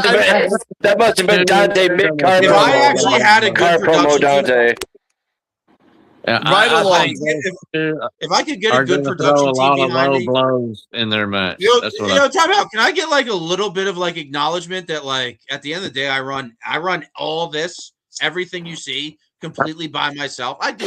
You guys help out. There's people on screen where you guys are. I mean, this is a BoJack production. Do you want me to acknowledge you? Is that what control? This guy helps me with stuff. This guy might swing for battles. I don't know what Kevin Wolf, aka whoever the fuck that is, over there does for me. Cross-eyed Kevin Wolf? Wrong side, yeah. Well, now, hey, I got him going against Quack. I got Kevin Wolf on my dream card. Trust me, I know. Oh, you do know. You saw the card. I'm literally the host of the card of Night 1. Are you really? Oh shit! How do I not know that? Oh, jeez. Good Lord. All right. Did everybody set the standard they want to set tonight? Actually, I want to say one more thing. Sure you do. Out of character. It's kind of cool, I think. Out of character. Is that a Lemmy Winks? Huh? Lemmy Wink. Yeah, that's Lemmy Winks. Oh. It's going up my ass. It's going out my ass. My cat's gonna take a hit out of it. Don't ask me things like that. Why would you say that to me? You know I'm going to respond ridiculous. God damn it. At least you know. That's one of those things that you forget about, though, until it's mentioned. Like, I forgot about Lemmy Winks until you mentioned Lemmy Winks. God damn it. All right, JD, what was your question, sir? This is out of character, obviously. But my son, who's 3 weeks old, has his own podcast already. You fucking Mark. Talk about living vicariously through your kids. He's one of those parents. He's already one of those parents trying to profit off their kid. I'm Logan Paul's dad. I'm Michael Jackson's dad. You know. There'll be a case against me like five JD, at the end of the day, you might be an that kid's gonna murder you. Murder you at 15 years old. They'll murder you. Hey. At the end of the day, JD is an overzealous e-fetter, but he probably makes a very awesome dad. Probably does. I play it. Let's give the devil his due. Let's give the devil his due. I'm probably going to kick that off right now. Unless you're going to talk, I don't think that's the name that you said. That's a good one, though. That's not a good one, man. See, and like I get hate. Oh man, you guys need to teach me why you guys can do it and I don't do it. I can't. You toe the line there. It's not can't. It's about just doing it. Just do it. Accept the outcome for doing it. Just do it. Yeah, that's what I do. About the repercussions and what everybody say. And then eventually, it didn't always work that way for like me. Yo, but once people learn that I'm going to keep doing it, then they kind of are like, okay. Put his graphic up real quick. Who? Casey Luchador or what? Yeah. Casey Luchador is in a match. It's when you double, triple down on shit. People are like, okay. What is his match? So that it will be the 2K match. That is, if you've played the new 2K game, they have an insane backstage area which has a ring. Whoa. Full screen. It's a Kylo Ren saber. My Halo one's in the fucking garage. I was like, I definitely have my Halo sword that fucking glows, but that's in my garage. You nerds be nerding, I swear to God. So what's Casey Luchador's match? So he has a unholy ground match where he's defending his hybrid championship. It will be a 2K match against Brother Moses, Bone Storm, who came on the show tonight. That was wild. Shady met Bone Storm. Yeah, that was the first Havoc will be in the. So. Yeah, I still don't know what to think. I'm still kind of perplexed by that. You never know what you're going to get on these shows. Every time I do, and in the closet, man, and with a red. So I don't know about you guys. You guys are already problematic, and you're throwing in the closet comments out there. And then Misery. As bad as it is, Jimmy, it could get worse. Just remember that. Oh, I'm sure. No, whoa, time out, guys. No, time out. I understand that I could take my cell phone, put it on the ground, pull down my pants, and literally take a poop on screen where it lands on the camera and you can see the steam and the smell. And somebody's gonna love it. Somebody's gonna love it. No, that's not what I'm saying. Yeah, no, somebody will love it. Jimmy's so crazy. Jimmy will Somebody just do will love things. it. But like, Some folks even call that art. I mean, Jimmy. it's going to be in my file cabinet, unfortunately, like everything else. Yeah, unfortunately, yeah. You have to file things you don't want to file, but it gets filed. Yeah.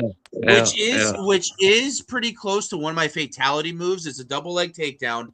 I get on top of you full mount. I cross your arms, and then I spin around to north-south position, and I get you in a so like when people have you in a full mount. None of this sounds good. None of this sounds good. No, instead of full mount, I'm the opposite way on full mount, but I'm on top of you, and I put my hands behind my back, pull down my pants, and I literally shit in somebody's face. That is one of my ultimate fatalities. And Andre the Giant made a living doing that. Okay, I'm 6'2", 320 pounds with like probably a pretty good double leg takedown. And unless you sparred, you've never stuffed a double leg takedown. Jimmy is setting the standard here. Andre the Giant would shit on a motherfucker. Like, what are you gonna do?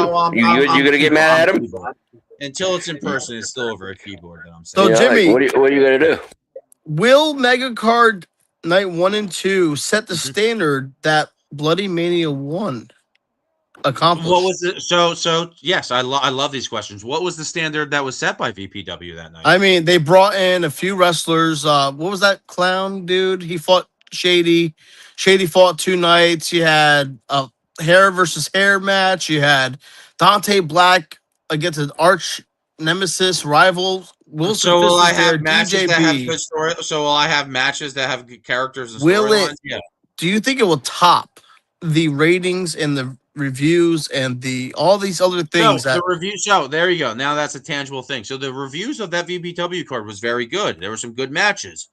Will Mega Card replicate that? I don't know. My goal, I would love to break 30 live views, man. That's okay. So yeah, let's talk about your goals. What are your goals? That is my goal: to get 30 live views and then go from there and see if the comments are there. I don't buy views. I don't have a promo verse behind me. I'm just Jimmy, and I try to put out a good product that people watch. And I, like I said, Mega Cards should be the time where at least everyone that's part of my league should be wanting to check that out. For sure. I'm going to be there for sure. What? Well, no, on top of that, so I'm going to counteract that. If anybody that wants to help us out when this show starts, share the link to places that haven't been shared the links before. What was your next statement? Mega Card 1. Who came up with the name and why that and why now? Why all of a sudden? So we're about the 1 year.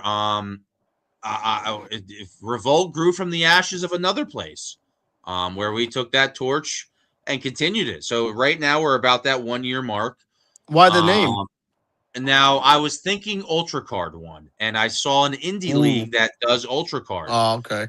Or no, Super Card. Excuse me, it was Super Card 1, and I was debating between Ultra Card and Mega Card, and I went with Mega Card. I don't want to say Mania. Everybody does Mania, but I did call it 1. 1 is very audacious to say because I am implying there will be a second one.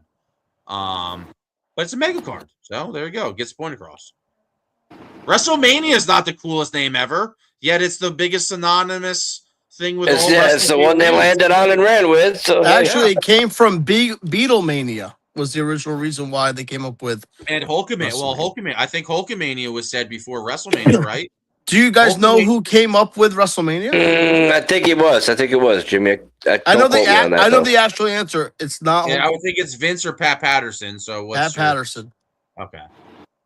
Pat Patterson. Do you have a group that you meet with a lot of Pat Pattersons and you guys talk about like wrestling and stuff? You're funny. Name. Yeah, I mean that was if you know, you know. Yeah, that is if you know, you know. So which is very weird is Stone Cold I was watching an old Raw and he goes, "I know you like to kiss some ass." To Pat Patterson. That was like in hindsight. It's right, like, yeah, I'm so cool. What you know. That was an insider joke right there. Oh, it's wild going back. CM Punk was the king of those. I remember. Once again, I apologize for you guys being on screen. Kofi Kingston was going for the King of the Ring, and I remember CM Punk was like, "Oh wow, Kofi Kingston would make a good King of the Ring." I don't think the acronym would be that good though. I don't get it. Yeah. Kofi Kingston. Kofi Kingston. Oh. KKK. And CM Punk said that on air, and I was like, "Oh wow, CM Punk is CM Punk has had a lot of stoner moments. That was all before the pipe bomb too. I was quite the CM Punk fan even before the. Actually, Jimmy. Yeah. You like Jimmy likes to talk. I like to ask questions. So Jimmy, here's a question. Well, hold up before you say that, man. I gotta jump off here. So it's been real and it was fun, and it was real fun. Final thought. Fuck you, Mr. Nigga America. I knew it was coming. I knew it. I'm so glad this happened on my show. It's so fitting. It's so fitting. That was a hard Mr. America. What? We lost you. That's okay. He can. So JD, what's your question for me? Because I need to pack. So I kind of hear the question was compare Bojack, me, and Shady to a different I am wrestler. hotter than that Hot Boy Jimmy. But I am hotter than that Hot Boy Jimmy, and I still have the most. You are not setting the standard. And I definitely still have the most. Is a Hot Boy Jimmy? I still have undoubtedly the most prolific. We just pulled a CM Punk and cut his microphone. Am I wrong? No. Boom, motherfucker. Oh yeah, that is cool. I saw that in one of your promos or one of your live streams, but I can't hear you. You muted your mic. Really? Bojack, can you hear me? Can you hear him just fine? Yeah, I hear him just fine. JD, get off your cell phone, you broke bitch. Yeah, I hear him just tap fine. Some numbers. Yeah, tap some shit, dude. Yeah. Get a laptop. Check your connection. Check your connection, JD. Yo, is your Wi-Fi good, bro? Yeah, you're glitching out. Let him smile, dude. Yeah, you gotta fix the bugs. Gotta fix the bugs, JD. Shady, I like to give you one of these. Great final thought. I'm gonna remove you if you want to come back on. Yeah, he had to go check his grinder for Pat Patterson. He has the invite. So as I was saying, I'm the real hottest boy Jimmy, and I am the most prolific EMP champion with 7 Intercontinental Championship defenses to my name. I don't think that was JD's question, but in case it was, I just wanted to answer. I was not waiting to say that. EMP wouldn't even be a thing without me. Enough said. I mean, I would like to. Way to take advantage of the name change. There you go, JD. You get some things right once in a while. What was your question? What was your question for good old Jimsters? Compare me, Bojack, and Shady to a wrestler in WWE. Like who do we? I'm not compared to anybody. I'm not the next nobody. I'm the first and only Bojack. Fine, I guess exclude him. Is there anybody that you see Shady as? Well, I mean, as much as you said it, Bojack's not the one that you asked the question to. I mean, you are big Miz vibes, and Miz was just interviewed on a YouTube thing and said exactly what I said. It's like he just has a way to get such natural heel heat, even though he's good. He's not. It's just and you. I don't know if it's natural, but it is natural because I don't think you're playing a gimmick or an angle. It's just somehow you just have a cognition with you, and you got the punchable face. Bojack, when you said compare him to a wrestler, I don't know why I was thinking I should give it John Moxley instead of Dean Ambrose, but it's Bojack. Bojack doesn't promo like somebody else, at least right now. I almost feel like he's more Eminem. When I watch a Bojack promo, he's hitting bars and saying it with a cadence where there's almost a rhythm to it a little bit. Shady reminds me of some people I went to school with. I don't know. I could probably think. I'd rather think about that and say it's so hard to go through the Rolodex of wrestlers when you've been watching wrestling as long as all three of us. Yeah. Make your top 25 list and see how much that shit changes if you've been watching wrestling for 30 plus years. You know who I definitely could agree with The Miz. I've heard The Miz multiple times. You know who I kind of feel like I am a little bit like when it comes to creativity. Oh my God! Watch this overestimation right here, Bojack. This is gonna be so wild. You guys won't agree, I'm sure, but absolutely, I totally agree with me not agreeing with you. Yes. What the hell? You're safe with that assumption, JD. What the hell's his name? Give me 1 second. He's brand new to WWE. Asking me his name and it's in your head. Joe Hendry. Joe Hendry. What? What? How? I don't know. Of course you don't know. I just nobody said your name and you still popped up.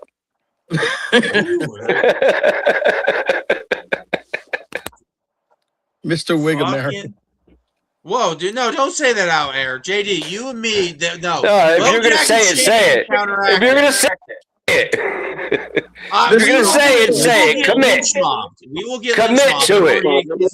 I'm gonna get lynch mob too, but I don't care. If you're gonna say it, say it. Mr. Nick America, stand on it. I mean, he did dare you. He did dare you, but I'm waiting for the double dog dare on and where I actually have him in a match promo. Okay, wait a minute. I think Jimmy Jam. I think a full effective Jimmy Jams matches up very well with that in particular individual. Throw some face paint on and get really ridiculous. Woohoo! I wonder, like, it's a party at that point. I mean, it's a party at that point. I mean, if I use face paint, is there a certain like tone or anything I could use, and how much I put it?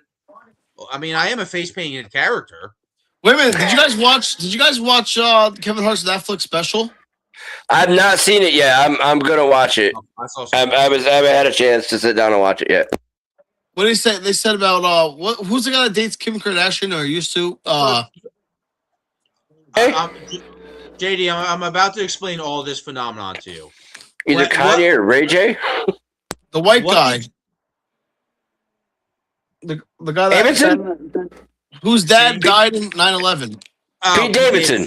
Yeah, Pete Davidson. They said that he looks like a black guy who is a white guy who's portraying a black guy with a white face. That's perfect. That's perfect.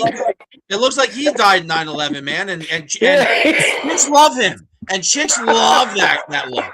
That is the guy that when a girl goes home with a guy like that, they go to a room that has no blankets and the mattress is on the floor, and they're like, "Ooh, I'm opening up for that." Like that's just. He looks like he smoked crack, passed out, and all the other crackheads drew on him. So you know what, Jimmy? Now that we're here, talk about our match real quick on Vendetta. You never really talked about it. You never gave an aftermath of our match in Vendetta. You and me, you played. To be honest, it's a footnote, and I forget that match. Because nobody cares. It sucks that SWA hasn't really grabbed a lot of attention. You had a good hype. I remember getting very excited for your hype. You could put in a lineup of like where I have to pick what suspect it is, and it's a clip of my promo, and I don't even know what promo I did. Man, I actually did something for SWA recently. Did it even fucking air? If you're waiting for the new, no, I think we're waiting on. So this is we're still waiting for that. Oh, okay. There's a lot of GMs that are taking new jobs where they're already GMs of other spots. I just saw Mad T's a revolutionary, which is interesting. GM, and Mordecai, who has his own league, is the SWA thing. It's almost like, is there not somebody else waiting in the ring? Like it took me 2 years to have mine. I was just waiting for something to happen. I never tried to make my own league. I was just waiting for somebody to give me the reins, and it never really happened. I don't know. Maybe people aren't willing to take a chance on somebody new. At some point, I would like to take a break with the Revolt and hand the reins to somebody. I don't know. I know we had a whole thing going on with like me and the Hossman, and like I don't know. I don't want to give away too much of it's still happening, but it's still happening. No, I mean Mordecai has said it's happening. He started his recruiting process. I'm not going to sit here and bury for no reason when I saw it. I believe he's getting around the horn. So I think within the next 7 days, I think within the next 7 days we would probably see a show. Okay. I'm pumped for SWA is where I got my start. That's where me and JD started. That's how I was. Well, I'm there for the Hossman, that whole thing. So, do you have a favorite? About that. What's the word in wrestling? I'm trying to put myself over here, Jimmy. Put me over. What's your favorite promo that I've done over my entire career that you've known me? And you're a fan of this. You and Phil Marshall, your promos were good against Phil, both of them. The one I don't know which one was the famous one where you made it and you pretty much made your own T-shirt to make fun of you when you posted about it on the page. But that promo still was good, and now that promo is looked at to make fun of you. That matchup at least. 17 points. Yeah. That's your favorite. The 17-point thing. Yeah, and it was a good. It was a decent promo. But it's Phil Marshall. And this is one thing I know. So I've sent promos to people outside of EFED. Everybody still likes Phil Marshall, but it's not as much. And I do the scoring system too. So it's not just words. I've had people that just watch movies, they watch wrestling, but they don't watch eFed, and they've scored the matches. Everyone still likes Phil Marshall, but it's not as much. Phil Marshall is kind of an eFedder's eFedder. It's a hard statement too, but I don't know. He just does a lot of somebody that likes to treat this as artwork and just being very like outside the box and trying something different. It's hard to not see what Phil Marshall's doing. He's got the cool voice too, which fucking helps. He looks at it with such a fucking broad cinematic view that it all comes together very good. At the end of the day, it always comes together very good when he does his match promos. So to answer the question, what's the answer? To answer this question, I was going to play this promo before, so I'm going to play it now because it's only 2 minutes. Pride. They call it a sin. I call it the only honest thing left in this world.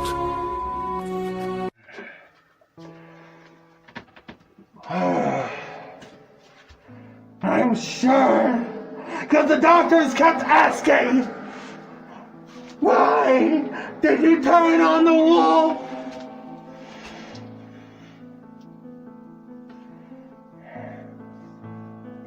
It was time. Our union ran its course. I taught you everything you could learn from me under my wing. And as we have learned with each other time and time again, sometimes you gotta cut loose. Kick the pup out of the den so he can venture forth. And look what it got you. A nice, powerful sin. You truly can be called my son now. Come, Greed. Come to Daddy. Come try and take my precious crown. I hope truly this is the right body for you. I hope soon you can meld to become one as I have with this one. As we are together. Our family reunion is at hand. Can't you feel it? Soon, very soon. And then together, as it rightly shall be, all will be under no! 'Cause pride cometh for your fall.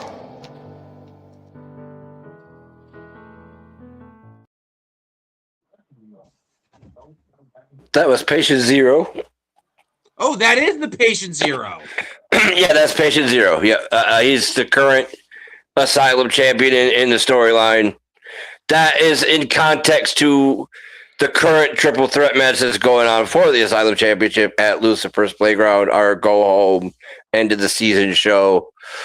Unhinged is in that match, and Unhinged is looked at as like he's like the guardian angel that watches over the asylum, and he's in charge of the 7 deadly sins, and he can inject one of these sins in you.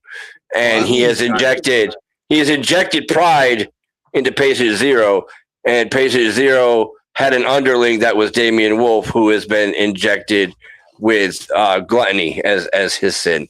So they're you kind don't of have to answer this, but that's interesting. I like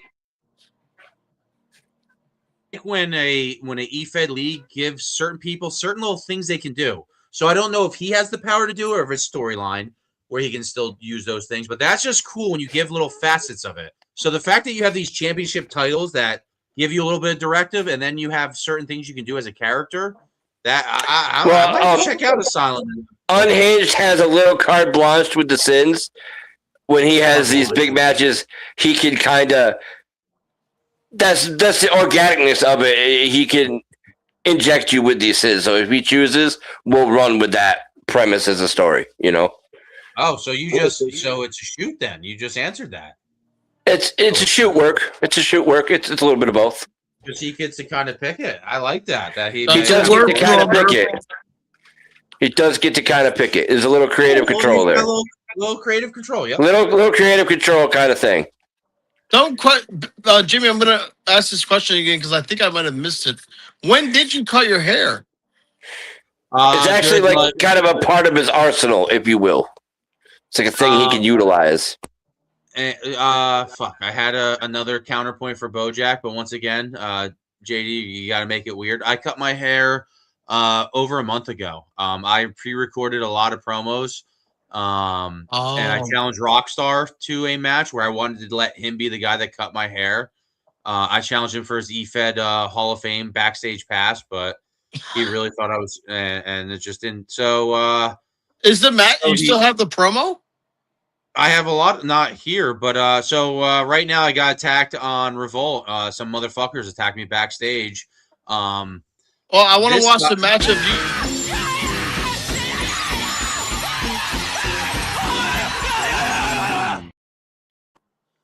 Oh, I know that guy. What the fuck was that? Ow, man. Oh, man. I remember that music playing when my hair got cut. That was fucking weird. Ow. Did you show the video, or is there a promo of you cutting your hair? Did I record myself cutting my hair? No, man. I'm not that weird with this game. I can maximize. I think it's very evident it is getting late now. Yeah, so when people play this game and dude, all you need is 5 minutes, man. People make way too much out of this. When people say they don't have enough time to do promos, and you can throw anything together in a matter of seconds and fucking make it work. It's just a matter of you want to do it or not. So yeah. Final thought, JD. So we got to put you on the clock now. Final thought. I'm excited for Mega Card 1, Night 1 and 2. I'm very honored, and thank you, Jimmy, for giving me the opportunity to do this because it definitely fits my character. I think the Miz, John Cena, like that hosting. I really when you reach out to me, or maybe I reach out to you or whatever. I think I reached out to you. I think I asked you what you want to do. I think you have some Vince Russo. If the right person talks to you and filters your ideas, I'm not going to sit here and say you have bad ideas. Obviously, when we watch your promos, we see something that's there, and you have a lot of big ideas. It's just, do you have the follow through on it? You wanted to do these playing cards way before anyone that's doing it now. You thought of that over a year ago with the playing cards. My final thought is my final question. Now that I'm going to be your host for Night 1 and Night 2, is there anything that you're nervous that I might come up with my shadiness, the things you've seen, the things you've witnessed? Are you afraid that I might leak something or do something that's shady? Well, I mean, now the fact that you said leak, I'm assuming I said something weird to you that you're going to put out because you has nothing to do with that. But is there something that? Once again, you say afraid. You ask BoJack if he's afraid of something, dude. It's the internet. Come on, man. Why would I be afraid of it? Are you expecting? I guess is my question. I record myself acting like I have fucking 2 brain cells and post it on the internet where people can send that shit to my grandma, man. I think I'm okay with the shit that you're only acting. Shit. It's half and half. I mean. Okay. BoJack, what's your final thoughts? I'll keep it brief. Check out my match here on Mega Card 1, obviously, because this is where we're at, Revolt. Check that out, me versus Grant Bare Bones, Night 1. Check out Asylum. We come back in October. Anybody who's interested, hit up me, hit up Don Smith. We'll get you going, get you rolling if you're interested. Not here to recruit on Jimmy's platform or anything like that. But if you guys want to treat, he runs a solid product over there. Hit him up. Shout out to Shady. Shout out to Shady. Sorry you're going through that shit with the fucking cucks over there, but it is what it is. Other than that, check out Revolt, man. Keep supporting. Jimmy's doing good shit over here, y'all. If you like him or not, doesn't matter. He's doing good shit. Well, before I get into any final thought, you either got KC Riddle or Kruger. Who do you want me to close the show with? You're only going to get one of them. I'm not. LOL. Yeah, you better LOL. Kobe the Great. I still have both of them saved, but I don't think I'm going to play both of them. So, roll dice. Do you know? You're good. You're good. Kruger's the owner. I'm gonna set Kruger as the outro. I'll answer for you. That guy's your tag team partner. Yeah, I mean both are good. You could do Kruger or Casey. It doesn't get a whole lot of exposure. Are you doing a final thought before you play it? No, I'm probably gonna. I mean, I could play one. I mean, I guess I could play his if you really want to watch it. I mean, JD, I'm sure you're having a blast here, so I'll play it. Here we go. Ladies and gentlemen, boys and girls, it's your one and only Austin Kruger. And who's ready for Lucifer's playground?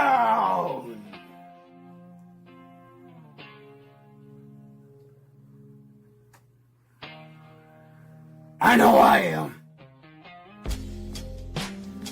I get to face the Insomniac champion, KC Riddle, the psychopathic assassin, the baddest motherfucker, man. I don't know. But what kind of gets me is the longer KC Riddle's inside this asylum, he gets a little more deranged. He gets a little more insane. He gets a little lost in the crowd, if you know what I'm saying. So what makes this difference? What makes this different? This opportunity, this moment right here different. This ain't about child support. This isn't about of who fucked who on what sperm went into what tummy decided to give birth. It doesn't matter about that. It doesn't matter. What matters is what you're holding. You were able to walk into this asylum, KC Riddle, and evolve. As I got nothing. Doctors keep me around for what? To be a fucking joke.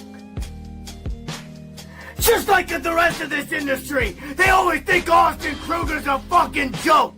Why? Because I'm quiet? Why? Because I hold every emotion on my shoulder and I carry that weight day in and day out.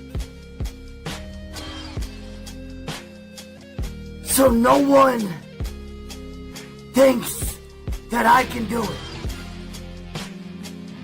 Not even the goddamn doctor. So the probability of me even getting the Insomniac Championship, especially from someone that I idolize, from someone that I call my brother, the man that I call a juggalo, a juggabro, a juggahomie. All that was left behind. And now I'm begging you, KC Riddle. Are you able to drag that monster that I call depression, to come out to light? This isn't just an ordinary treatment. This is me reaching out for goddamn help. Beat the goddamn monster out of me, bitch! See, this is why I kind of like your matches being called treatments, because I really feel... I know you don't like the match, it's a dirty word, I can see it, but maybe that's why, because it really seems like this fight is going to beat some sense in you, or punish you in a way. That's the whole thing, yeah. Yeah, that's the whole point, yeah. Exactly. And somebody that could use some treatment. This is why I don't give a shit how I act in this game. JD wanted to talk to everybody, said play the promo. And then during the promos, like, yeah, I'm fucking out of here. This is why I don't give a fuck about being nice to any of it. Because they're trying to be so authentic that they want to hear everything you need to say, and then they're just like, all right, dude, they're not being authentic. That's the thing. They're not being authentic. I got Casey Luchadors at the end. I think did I have any petty notes? Sometimes did I have any? I don't know. Well, yeah. Why would you know? All right. Oh, wow. There's a lot. Yeah, there's a couple things. I'll just say when people say like, "Oh, I don't want to give that guy clout," by saying that on air, you just give me so much more acknowledgement and clout than that's even worth. You guys don't even realize it. But you were better off just acknowledging him in the first place. Yeah, just say it, man. Hey, we've already showed tonight. Just say it. Not my words, though. Not agree with it, but hey, when in doubt. But Bojack, I think the standard was set pretty good tonight. I think so. I think this was solid, man. I appreciate you giving me the platform, man. I want to thank you. Well, at the same time, I might have to cancel you after the reviews come of this show. So it was a good run. You might have to. You might have to, and I understand. I probably will. I understand. Because like when people try to cancel somebody, so if like I agree with it, and I give you like no like pushback, then why is there still an issue? It's almost like you don't want to be looked at as a Click or Bojack sympathizer. Oh well, no, I'm not a Click. When I said I'm the most unbiased person in this game, I truly am the most unbiased, and I think people are seeing it. There's already a trending topic: the back alley screw job. I don't know what that means. It's trending in the EFED world. Back alley screw job. Interesting. I don't know. I've been Hopaway Jimmy. That's Bojack Grizz. I hope you guys enjoyed the standard being set tonight. And this guy I am familiar with. I don't get to see a lot of Casey Luchador. Casey, wow. Casey Luchador. Casey Riddle. I call him. Oh man. On that note, with that Big Daddy Juggalo. Big Daddy Juggalo. That's all you need to know. I would like to have a match. I think me and him would have a good face-to-face. Casey's fun, man. Casey's fun. He's an actual independent wrestler. You know, he's got to follow it. He's good. He's good. I've heard that about the guy. The guy takes some bumps and does some moves. So, indeed, all right, guys. Does indeed. I'll be at the stream. I need to go pack. I need to go be productive and get 3 hours of sleep. But guys, enjoy this promo while we go, and then tune in this Tuesday, hopefully 6 p.m. for night 1 of Mega Card 1. Bojack, thank you, and see everybody next time. Kruger.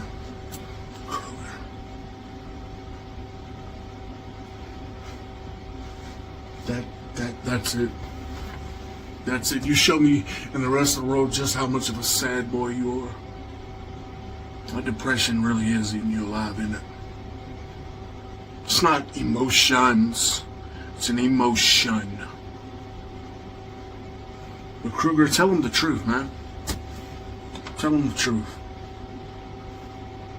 Because there's been a whole lot of talk about it around here. But you're the one. It's ate up with the envy.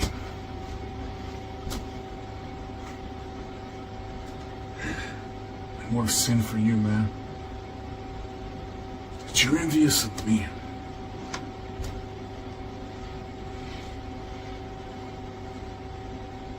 You're envious of me?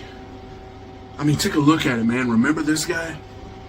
Remember this guy? Remember this guy? See, Calypso, we took the interdimensionals and we put everything back together.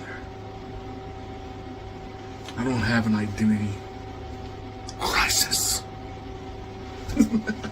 No. I know exactly who I am. Who I've always fucking been. Let's give these people the real history lesson. I was the guy, when I walked in, I wasn't your first choice. Now was I? To be in the cut. Direct crew. No. You picked a bunch of losers. idiots, posers, and people you wanted to be friends with, that you wanted them to like you. So that's why you put them in. Remember that? That little mold. And you know what? At first, yeah, a lot of people would say that I fitted, and I fitted real good. I say I broke that son of a bitch and I burned it. The same mold you tried to put Mason in, the same mold you tried to put countless others in, the mold that you put Frank Lee in, and he was never gonna fit. He was too minuscule. The Big Daddy Juggalo was too much for the mold. He couldn't hold me. Cause I went out and I made a name for myself. First, yeah, man, it was right by your side. And what did they all call me? What did they all call me, Austin?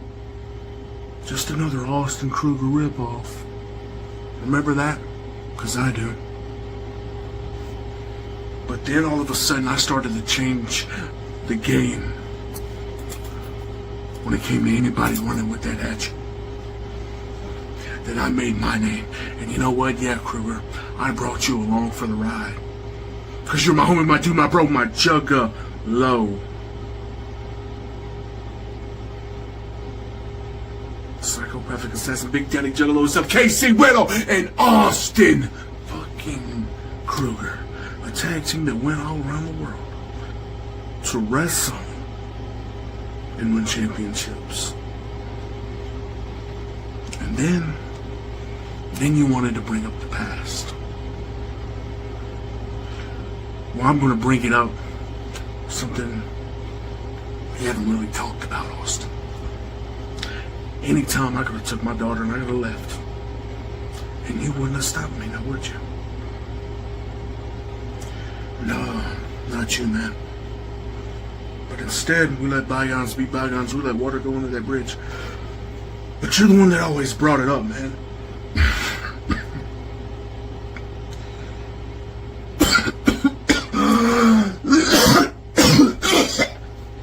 You see how it makes me sick to think about having to sit and watch you raise my offspring. But Kruger, that wasn't enough, man. I let you win because Zephyr was just another fucking whore. Throw the bitch in the gutter and go get a fucking another.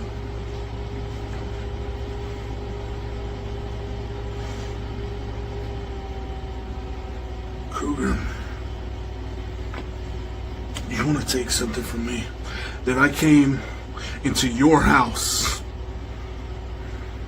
and I claimed and I made mine. Somewhere that I wasn't supposed to fucking make it. With all the sea of mediocrity floating around here, I've been one of the North Stars shining bright in the fucking sky, showing the rest of them the way. It's like I always had. It's like how I showed you the fucking way.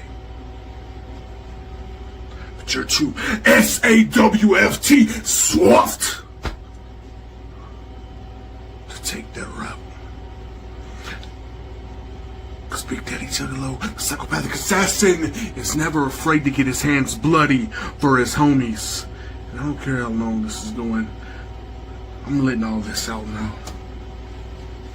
I'm not sending this to ACW's production truck that they send out front of this place to produce the little shows and the little cinematography videos that a lot of these people try to do because they want to make their video therapies fancy. No, we're having real raw video therapy, Kruger. We're gonna have a breakthrough, man. It's time I end fucking Austin fucking Kruger, you sad little boy. Are you lost? Do you need help to find find your mommy. Kruger.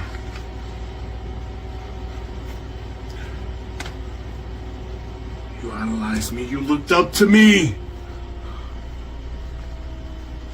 But you couldn't take the steps necessary to be what I am. To do what I do. You get lost in a crowd. But they love you. Oh, how they fucking love you. But hey, man. Congratulations.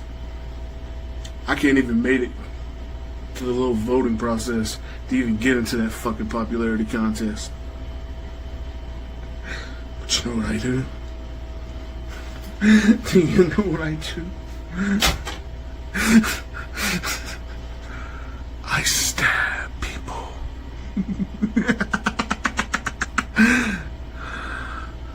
So Kruger, you wanna make me go back to sleep? Well, come and dance with the devil in pale moonlight, man. Because the moon is watching us. And the moon